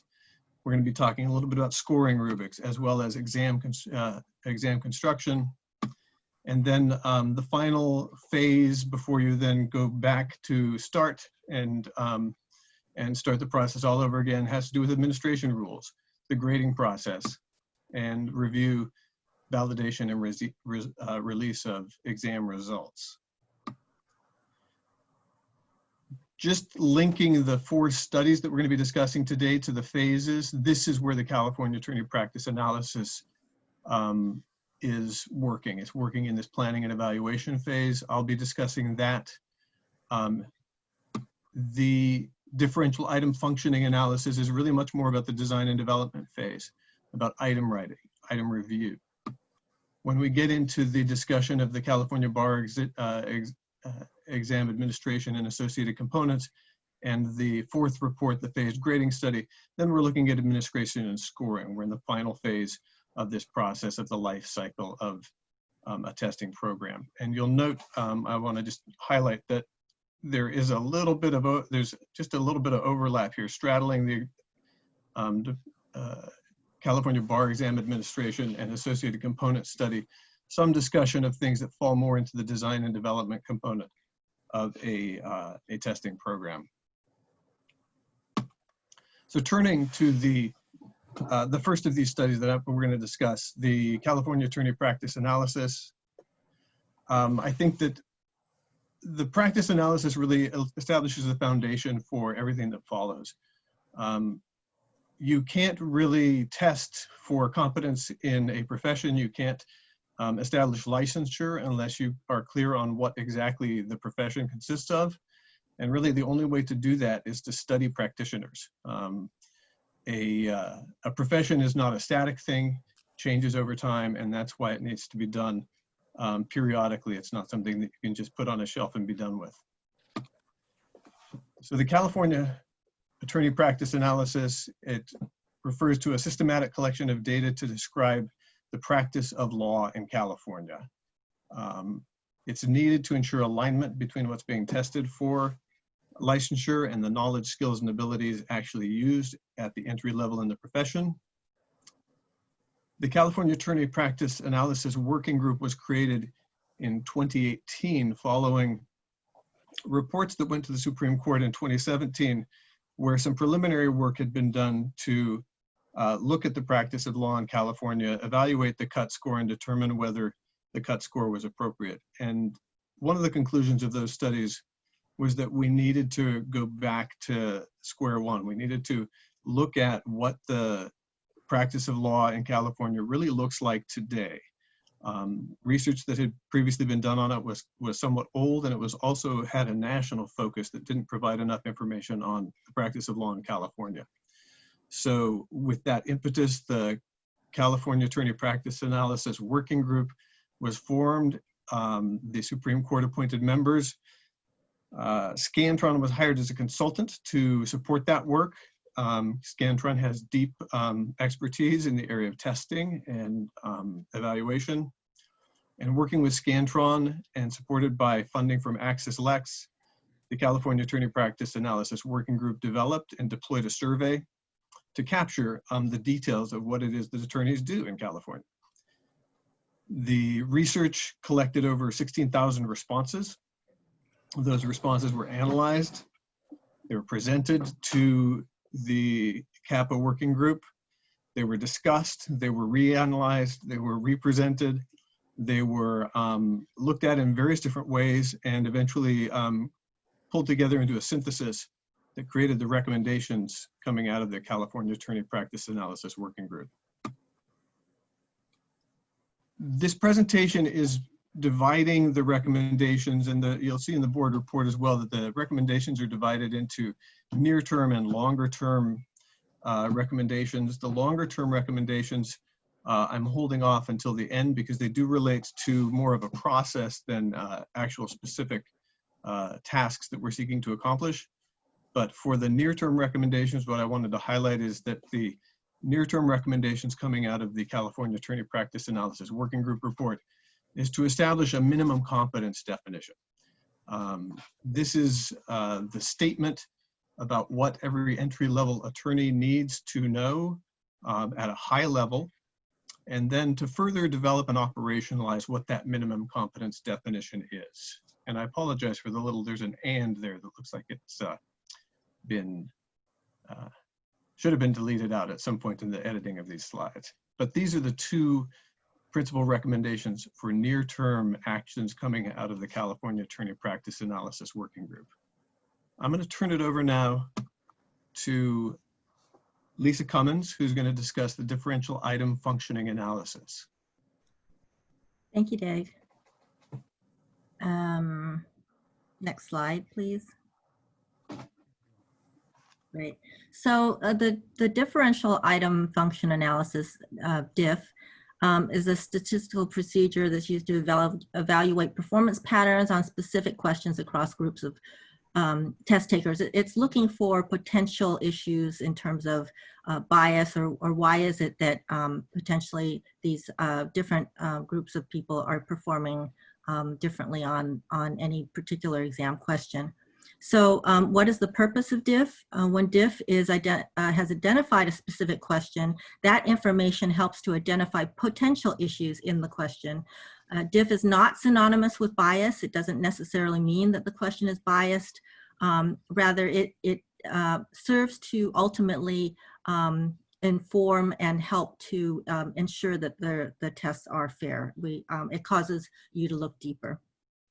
So the data that was used in this particular DIF study, we used 20 exams from July 2009 to February 2019.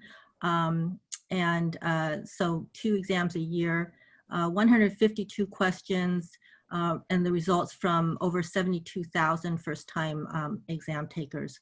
The variables that were looked at were gender, race and ethnicity, the law school type, by subject matter, and whether it was the July or the February administration of the exam.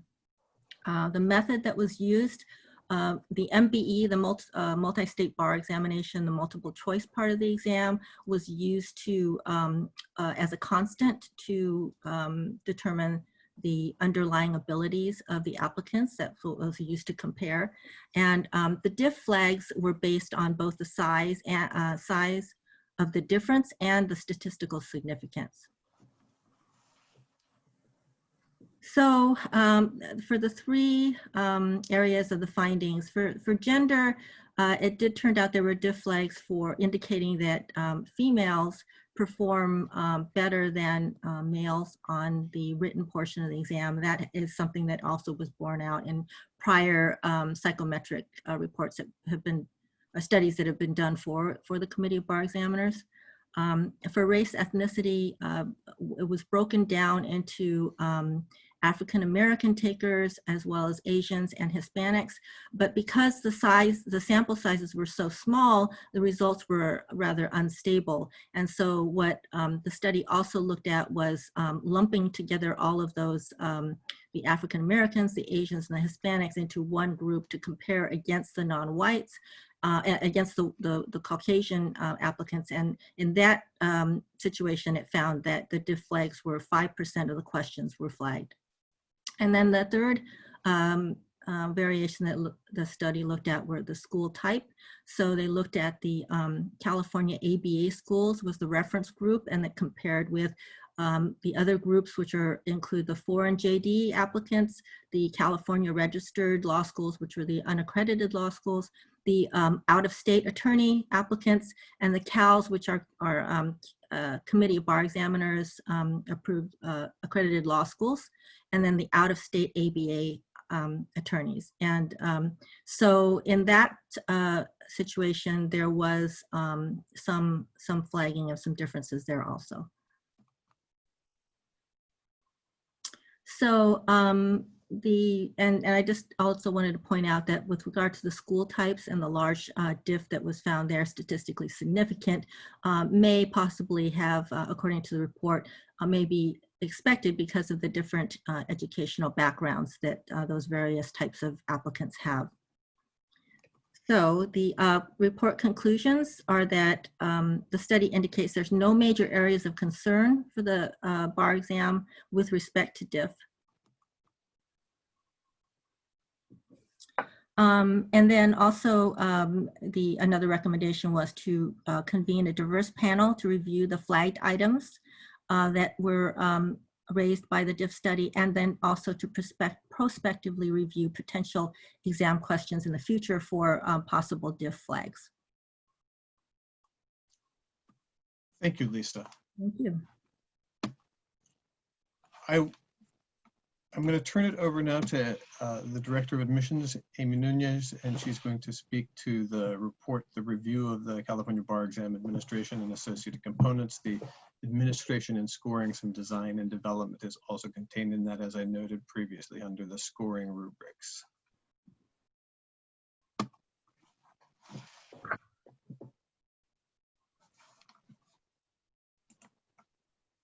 Amy, you're on mute.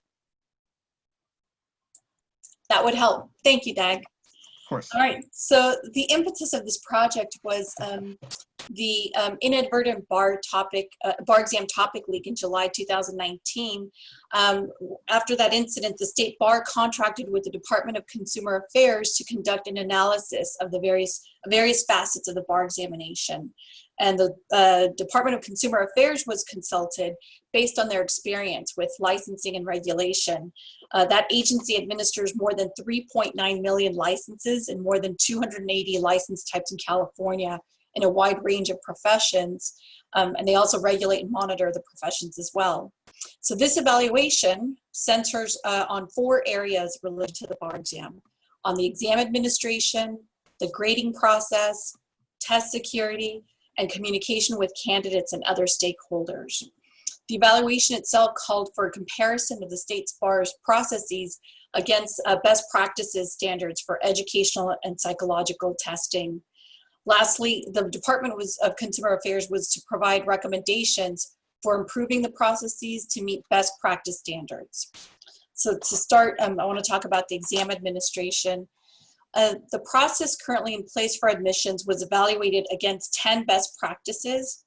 What the DCA concluded was that the protocols in place at the moment meet the professional guidelines and the technical standards, but they did make recommendations that would conform with best practices, and we'll talk about those towards the end of this presentation. The next is grading. This area is the area that the DCA probably provided more recommendations than the others. And in their review, this included an assessment of grader training, of the scoring process, and performance of the licensing examination. The grading process was measured against 7 separate standards. And while the DCA concluded that the committee has taken several steps to score the bar exam in an objective manner that does meet the professional guidelines and technical standards, they made further suggestions that would strengthen the performance standards by establishing a more direct link between the scoring and assessing minimum competence required for licensure. And we'll talk about those at the conclusion of each of the areas. The next area is exam security, and this is test security.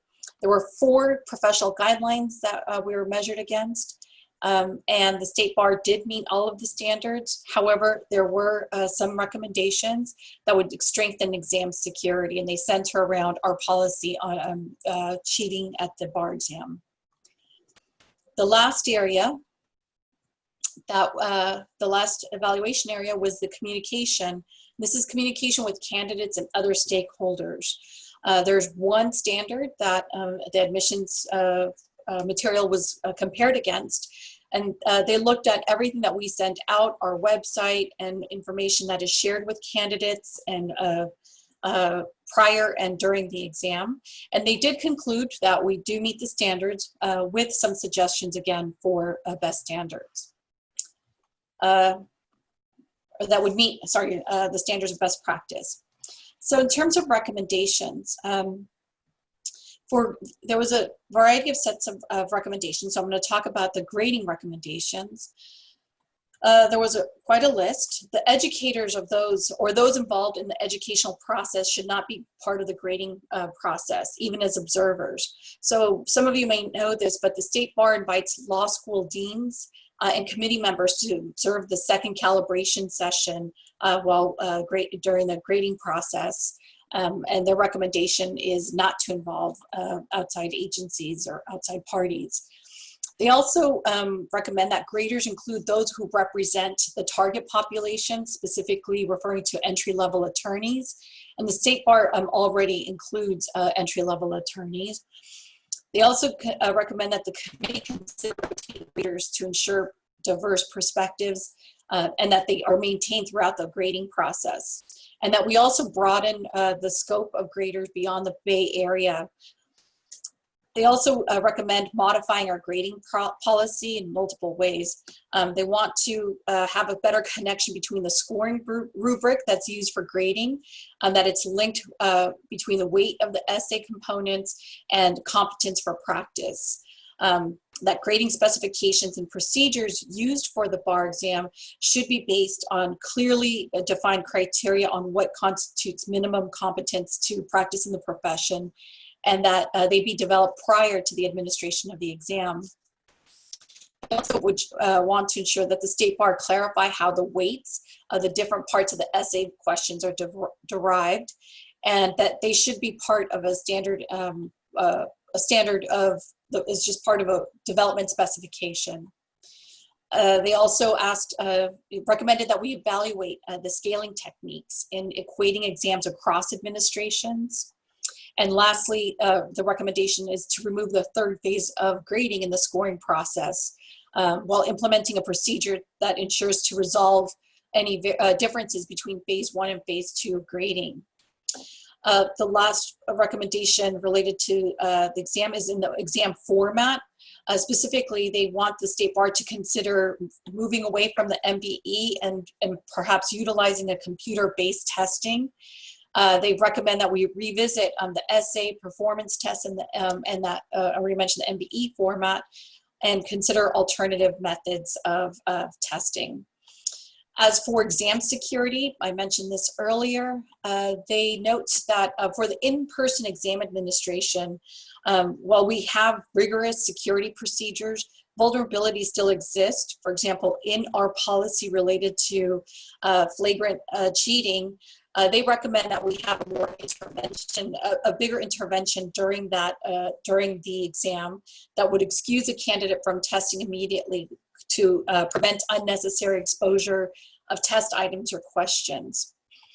And lastly, as for communications with stakeholders, they recommend that we provide more information related to examination outlines, and CAPA will help us do that in a lot of the byproducts, such as the definition of minimum competence that may come out of that, or will come out of that. Thank you, Amy. Sure. I'm going to move to the final report, and I just wanted to note, because it came up in some of the public comments in advance of this particular item, that issues related to the Uniform Bar Exam and exam administration, computer modified and facilitated exam administration are part of the longer term recommendations, and so you'll see in the agenda item itself, and when the recommendations that the bar is being, the Board of Trustees is being asked to approve come up, you'll see that the near-term recommendations that we're looking for are somewhat more limited, whereas some of these more expansive and innovative issues are being put into the bucket of establishing a blue ribbon commission that would look at some of these items in more depth. Here I'm going to speak, I'm going to ask Lisa Cummins again to address the question of the final report that we looked at. It's the report on the effects of the California Bar Exam phased grading process, and it falls, as you see here, on the administration and scoring. I did want to tee this particular report up a little bit, partly because my own understanding of the bar exam has historically been dominated by the number 1440. And I have historically looked at the exam and said, well, there's 1440 and you either pass or you don't pass. And what I learned from the phased grading study, and as we learn more about the processes of the Office of Admissions, I learned that in fact there's a purgatory area between 1390 and 1440, which is referred to as the regrade band. And the phased grading process refers to this regrade band, how it's used and what its impact is, and recommendations from the study of what its impact is that Lisa Cummins is going to discuss. Okay. Thank you, Dag. So So that was just a high-level view of phase grading, but we have kind of a complex, we have 3 phases of grading of the California bar exam. So there is that regrade band that starts at 1390. So the first phase of grading, every exam is read at least once, and that one time, if you score 1440 or above, you pass. But if you score between 1390, you don't score the 1440, but you score just below, and starting at 1390, we have a second read phase. And so what happens there is the answers are all sent out to a second set of completely different graders. And so then we have the first read grades and we have the second read grades.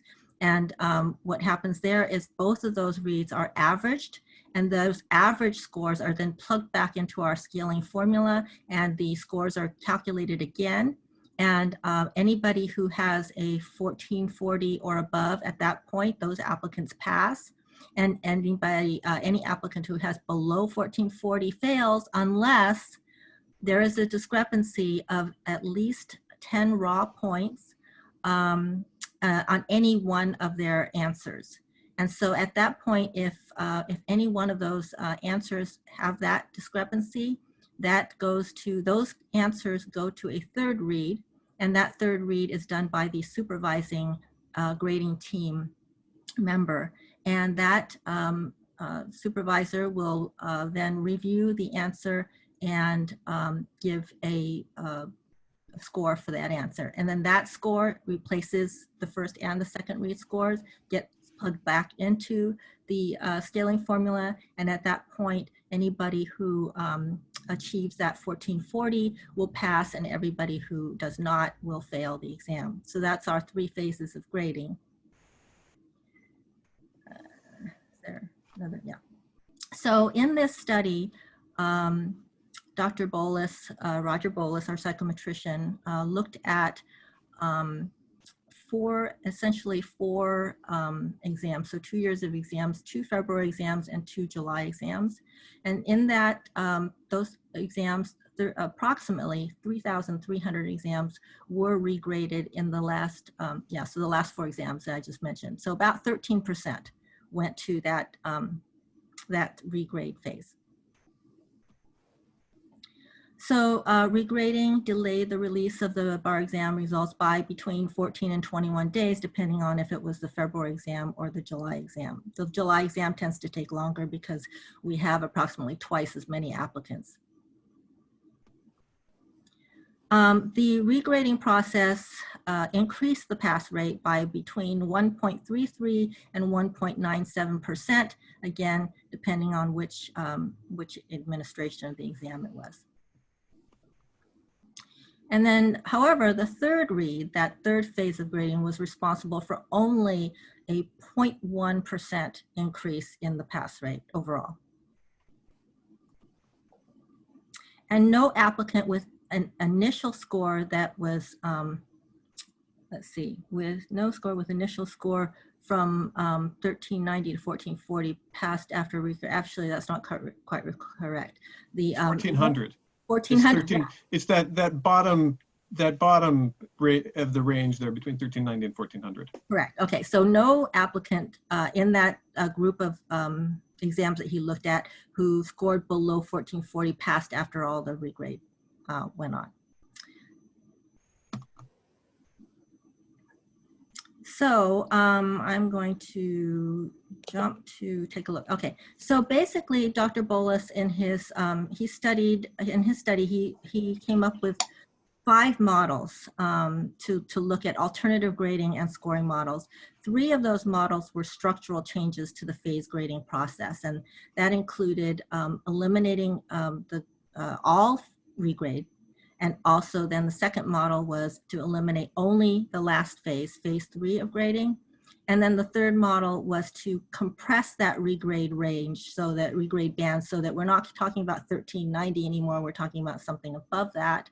And then their 2 last models had to do with process changes for graders.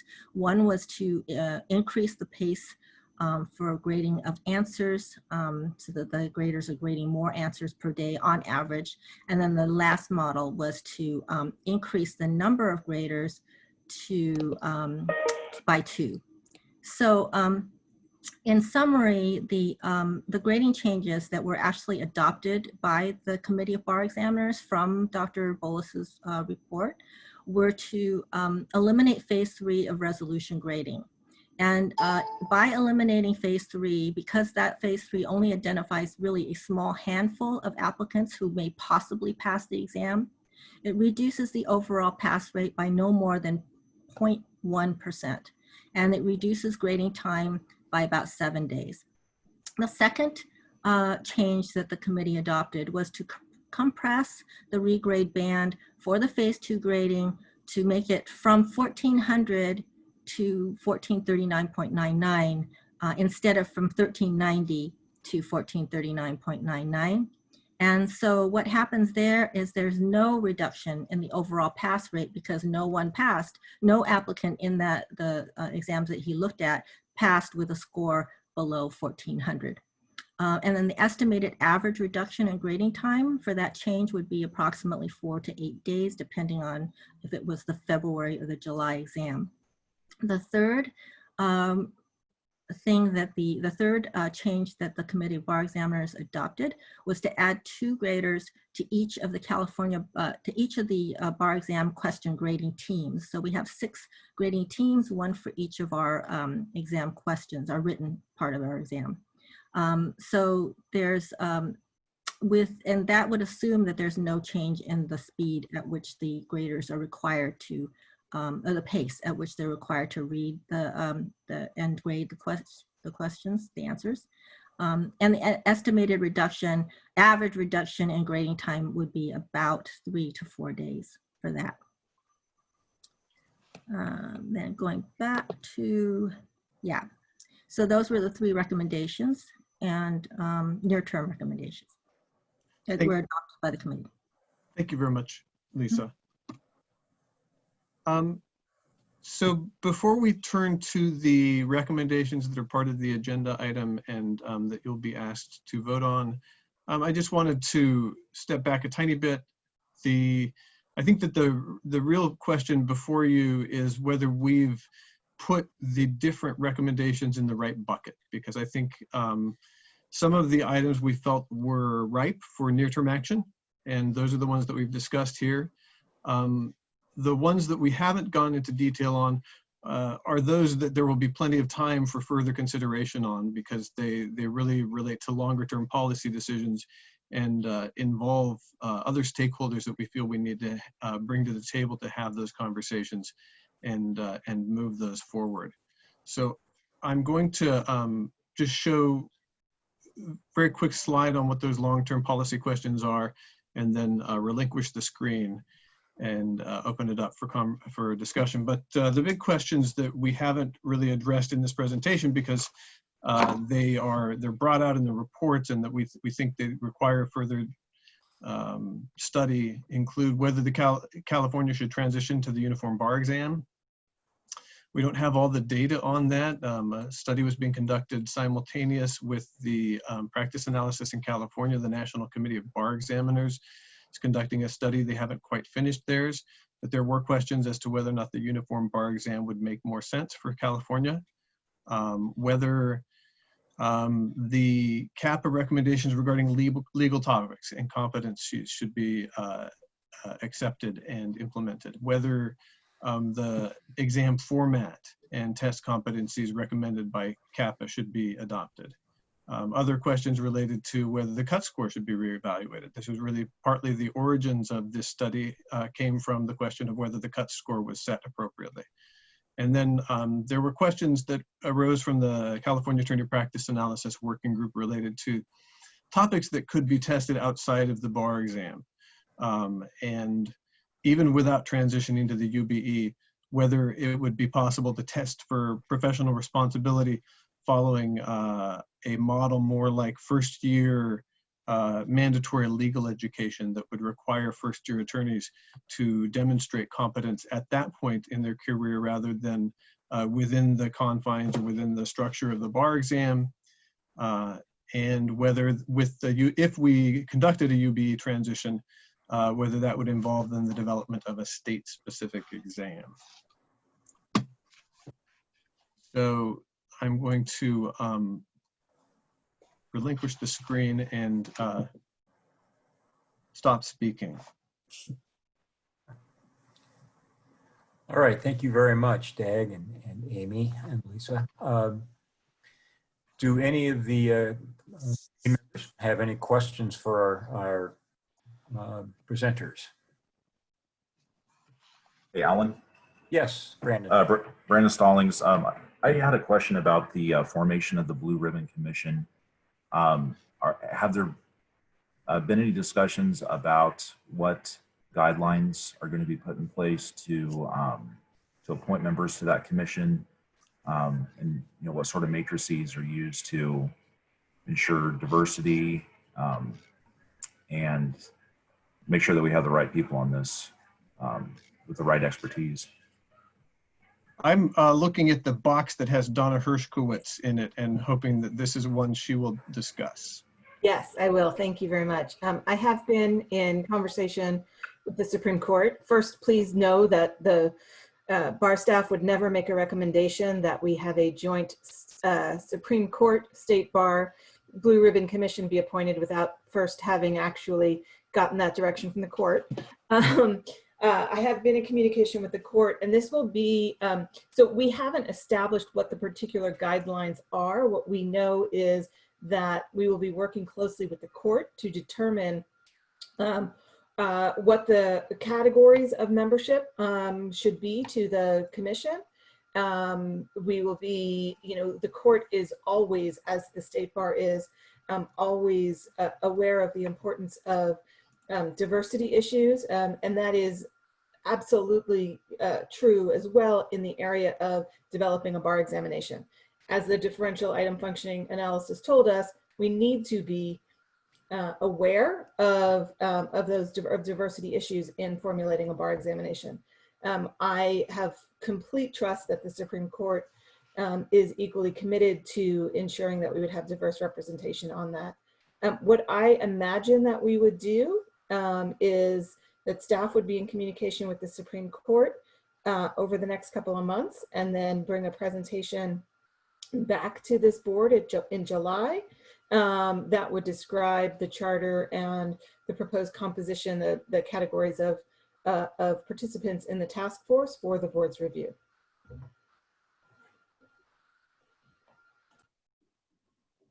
Any other questions? All right, this is this again represents some very intense and very productive work on behalf of the State Bar. These 4 bar examination studies obviously fit together, as Dag has told us. The CAPA, the practice analysis study, really fundamental for the beginning stage of setting an appropriate cut score, because it identifies those tasks that entry-level attorneys, that is the first 3 years, actually work on, and what skills, knowledge, and so forth they need during the 3-year period. You've got the report, read it, I don't need to go through it, but it touched on a number of important questions for the bar exam, and the other studies are as important as well. My understanding is that the proposed resolutions, and there are 2 of them, one follows the other, is on the one hand the established Blue Ribbon Committee, and my understanding is that that committee would handle the long-term, more policy issues. The second resolution is to refer a number of issues to the Committee of Bar Examiners, and those would be the shorter-term issues in general. Unless anyone has any further questions about that, we can move to a vote. Before I call for a motion, does anyone have any further questions? Okay. Would anybody like to make a motion? So moved. And that was? So moved as to both of the resolutions. Is that Brandon Stallings? Yes. Okay, thank you. I can't see you. I've got. This is Juan, I'll second. Second from? Juan. Okay, Juan de la Cruz, thank you. Is there any further discussion? Madam Secretary, please call the roll. Bodgen, Yes. Chen, Yes. Cisneros, Aye. De La Cruz, Yes. Dellen, Yes. Duran, Yes. Iglesias, Yes. LeBron, Yes. Manning, Yes. Rutula, Yes. Selig is absent from the vote. Stallings, Yes. the motion carries. Thank you. Item 706. And Mr. McLeod, do we have any members of the public who have asked to be heard on any one of the remaining items in open? 706, 707, 708, or 709? Nothing in open. We will have a request, I believe, prior to going into close to comment on item 5001. But so it looks like right now we don't have anybody asking to speak on any of the current items. Okay, that being so, I'm going to dispense with asking you each time whether there's any members of the public. If anyone does indicate an interest in addressing us as we get to that item, please let me know. All right, 706, approval of amendments to retiree health plan for retirees. Ms. Vanessa Holton.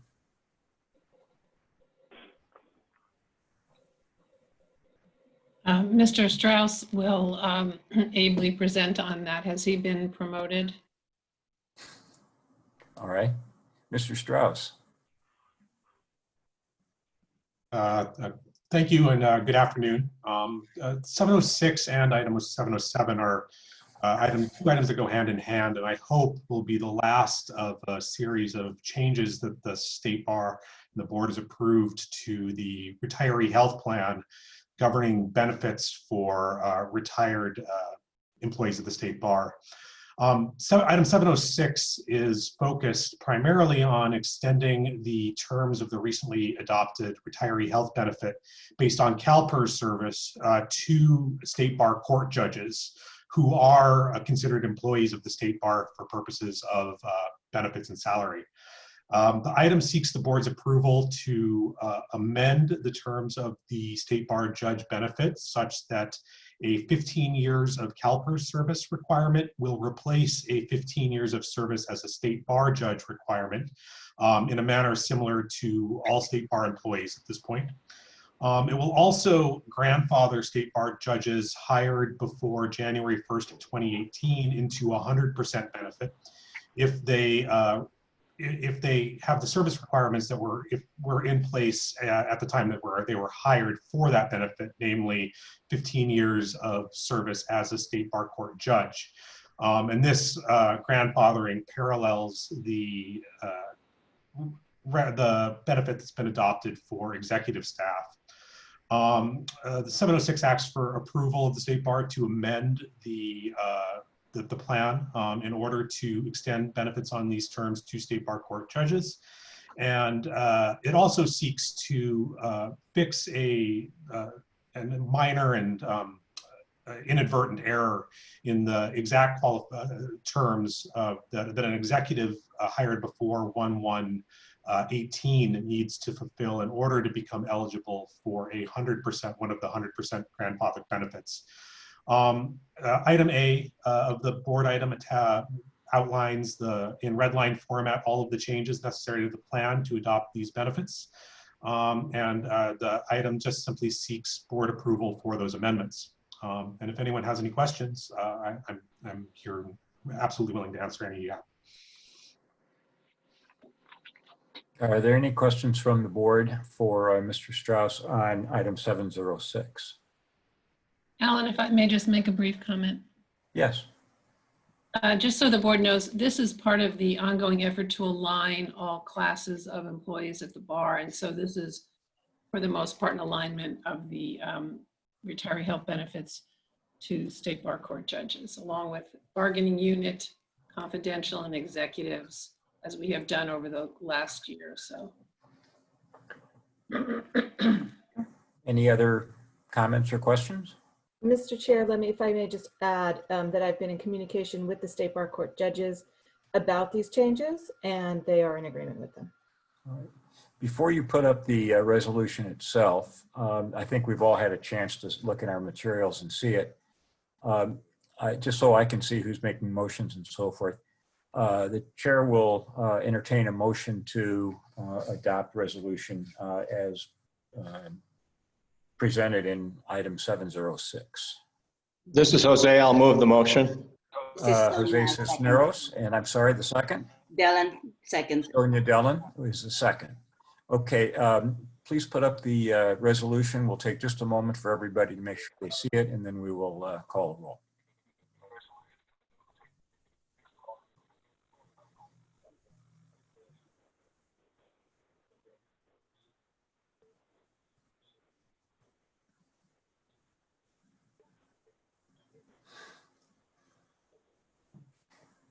All right, does anyone have any questions before we proceed? Madam Secretary, please call the roll. Broughton, Yes. Chen, Yes. Cisneros, Aye. Dela Cruz, Yes. Dellen, Yes. Duran, Yes. Iglesias, Yes. LeBron, Yes. Manning, Yes. Pertula, Yes. Selig, I believe, is still absent from the vote. Yes, yes. Stallings, Yes. motion carries. Thank you very much. 707, as Mr. Strauss said, is closely aligned with this. Ms. Holton or Mr. Strauss, would you like to briefly set the stage for 707? Yes, I'll do so. Thank you. 707 is a board item that simply adopts changes to the terms and to the rules governing State Bar Court Judge service in order to reflect the fact that the retiree health benefits are now going to be provided for in the plan itself rather than through the rules. So the substantive change in item 706 is to section 20C of the rules.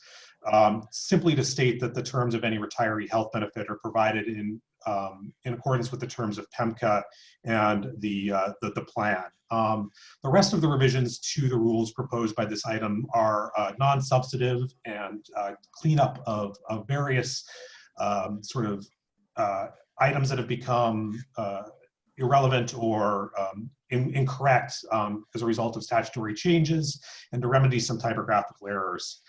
I'd also like to call the board's attention that we replaced this board item, we amended this board item slightly on Wednesday morning at the request of the State Bar Court to incorporate a few additional changes to the rules that are, again, non-substantive and just fixing minor issues. So if you reviewed this item before Wednesday morning, those new changes are reflected in green on the red line version of the attachment that reflects the changes to the rules, just so you can see where those additional revisions were made at the request of the State Bar Court. And so these, again, this item goes hand in hand with item 706 to just reflect the fact that the benefits will be provided for under the terms of the plan and to correct some other minor issues that are non-substantive to the rules. Well, since there are some changes from the materials that we saw, would you please go ahead and post the proposed resolution? So we'll take a look at it. And when we move in second, please identify yourself by name, so since I can't see what's happening.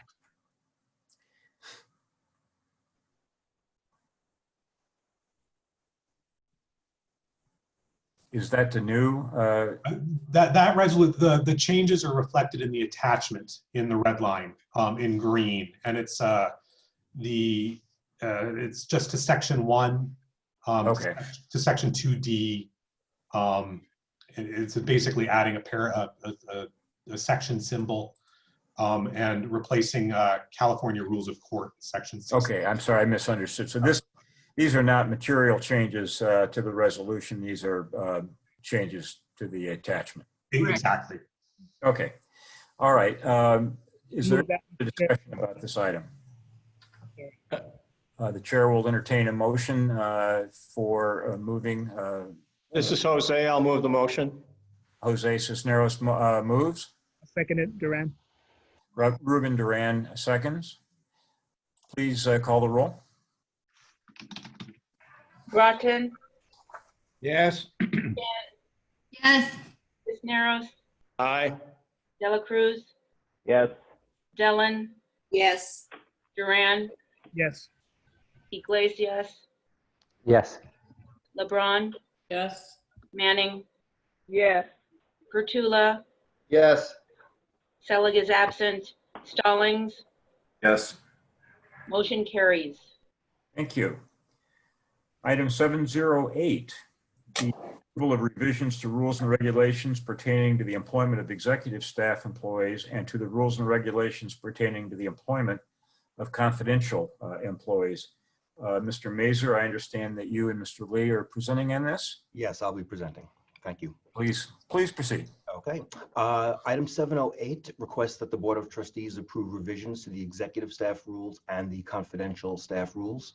In April, the board approved new memoranda of understanding between the State Bar and its employees union. The new MOUs made changes to various benefits provided to represented rank and file staff and changes to various terms and conditions of their employment. To ensure fairness and equity, comparable or related changes for executive and confidential staff are needed. Additional changes are also proposed to align certain confidential staff rules to the existing executive staff rules. Finally, some changes are proposed in order to update or delete outdated items and make other technical and language changes, as was done in the new MOUs. So the changes are described in detail in the agenda item memo. There is a summary version provided in attachment A, the agenda item memo, and the full rules are attached as attachments B and C. So since everything is included in detail, I will stop here for questions and discussion. Are there any comments or questions from the board? Hearing none, the chair will entertain a motion to adopt the resolution as presented. It's Jose, so moved. Mr. Cisneros moves. Dela Cruz second. Oh. Mr. Dela Cruz seconds. Please review the resolution again briefly. And Madam Secretary, will you call the roll?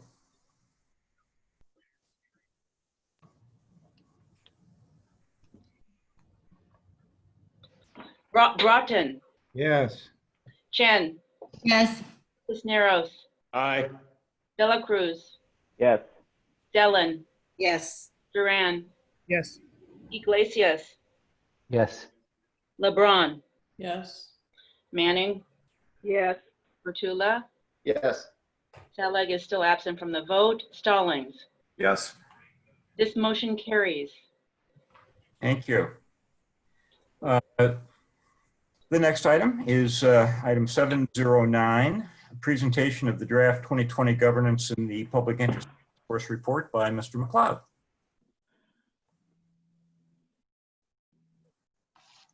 Thank you. I think I can be very brief here. I'm going to take over the screen for just a moment and summarize the work that was done by the Governance and the Public Interest Task Force.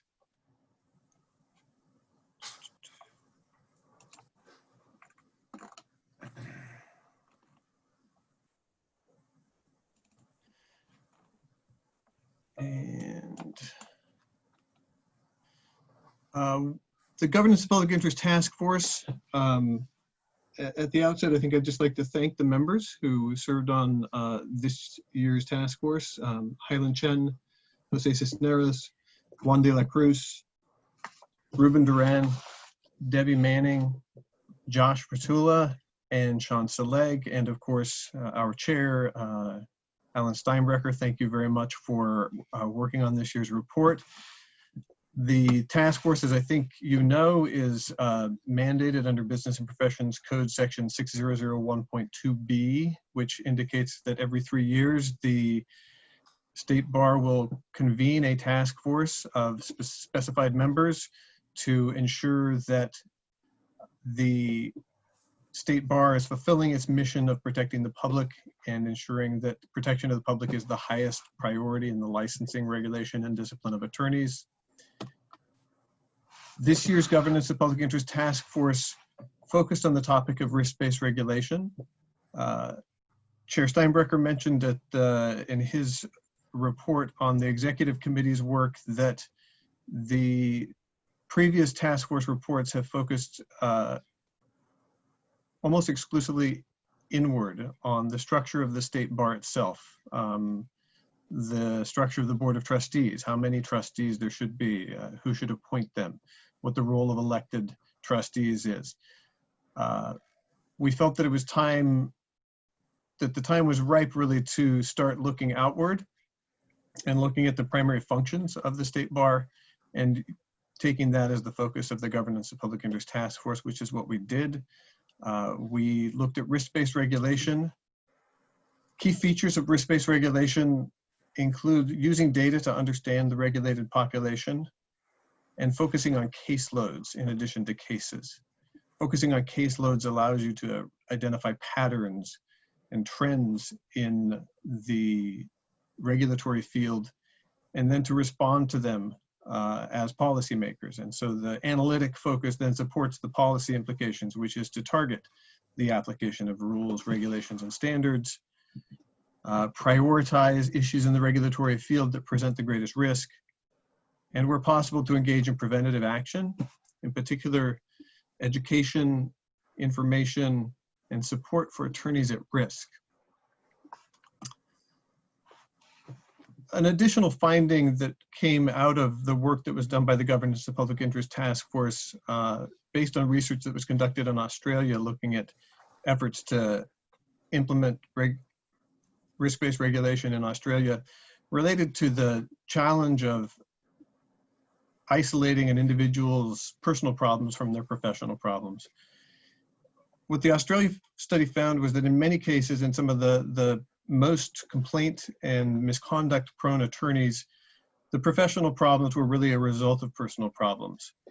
And what this suggested is that there may be a supportive role for the State Bar as a regulator, which is consistent with the public protection mandate of the State Bar. And I tried to show that in terms of a rectangular Venn diagram, where what we see on the two poles are the split, and I think the appropriate split of the advocacy work that used to be folded into the State Bar structure in the form of the sections on the right-hand side, and on the left-hand side, the enforcement and the public protection role of the State Bar as a regulatory body. And that split having been accomplished, and I think been accomplished well, what the risk-based regulation work suggests is that there's an overlap in the middle there, this sort of light green color there formed of the blue and the yellow, which suggests that there's something short of advocacy, and it's not enforcement either, but it's support of attorneys to help them avoid engaging in misconduct inadvertently, to provide them with support and alert them to risks that they may face as a result of specific practices that they're engaged in, the type of law that they practice, the type of client that they work with. And so this was one of the ways in which we were looking at and recently came to look at the possible role of risk-based regulation in the Governance of Public Interest Task Force work. Another, I think, useful overview of the literature on risk-based regulation relates to modeling and predicting risk of misconduct, risk of discipline within a regulatory field. This diagram attempts to show that any predictive model is necessarily going to have a margin of error. There are no perfect predictive models. And as a result of that, you can never be 100% certain that the prediction you're making is going to come to fruition. So as a result of that, what this is suggesting, and I think that this gets back to this issue of finding an area of support for attorneys that is consistent with the public protection mission of the State Bar. It suggests that there's very little room for sanctioning attorneys within a probabilistic model.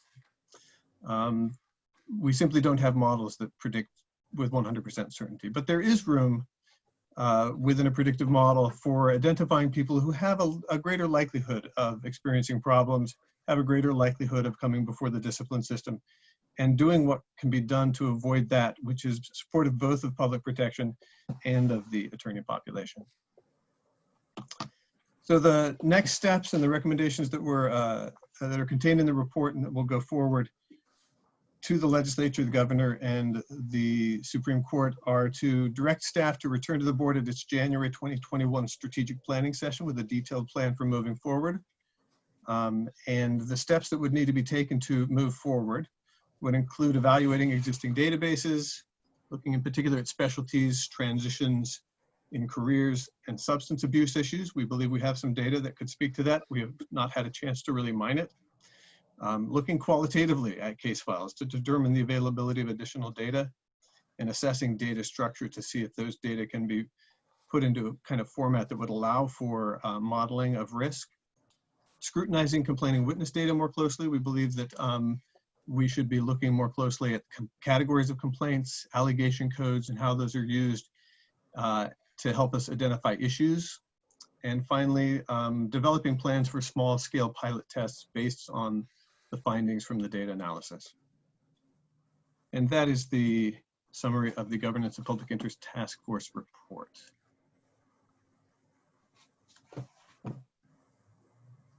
All right. Does anyone have any questions? This is Brandon. Dag, do you anticipate utilizing this data in the ASAR or the Probation Department redesign project? Yes, I think that there's a lot of overlap between that redesign project and this work. And then also the secondary or the second thing that this board has taken on is looking at the Farkas report and then Professor Robertson's potential solutions. Will we also use this data in addressing those concerns? Yes, I think you've identified a couple of key points of overlap with other work that's going on right now. Any other questions? And Dag, are you looking for anything further from the board at this time? I don't believe we are. There's not a resolution related to this. It's an informational item. Right. Yeah. Okay. Thank you very much. And again, thank you, as I mentioned in my chair's report, thank you very much for all of the work that you did helping steer this committee to a very good result. Thanks very much. All right. We are about to go into closed session. Are there any members of the public who would like to address the board on any of the items that have been identified as topics that we will be addressing in the closed session? I did have a note on the list, on the sign-up list from Julian Sarkar, who spoke previously on item 705. Mr. Sarkar indicated that he was interested in addressing an item that is on the closed session agenda. I do not see his hand raised at this time, nor do I see him in the attendee list. Mr. Sarkar, if you are out there and you could please raise a virtual hand, I'd appreciate it. And if you're on the phone, that would be *9. It may be that Mr. Sarkar has left the call. All right. Wait a minute, I apologize. Somebody else has raised a hand in the time that we were looking for Mr. Sarkar, though. All right, please. Vincent Besares. I see that you have a hand raised. Our staff are going to be providing you with a microphone. And as soon as you unmute that microphone, you will have 3 minutes to address the board. You'll need to, there you go.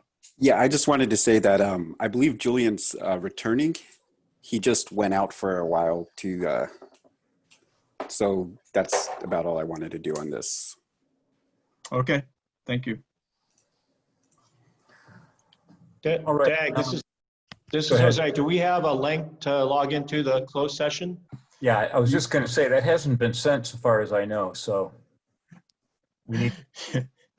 It's we need- winging its way to you right now. Excellent. Thank All you, right. Jose. You reminded me of that during the last meeting as well. Thank you very much. All right, we are going into closed session pursuant to several different government code and business and profession code sections. Government code section 11126 through 1126.2.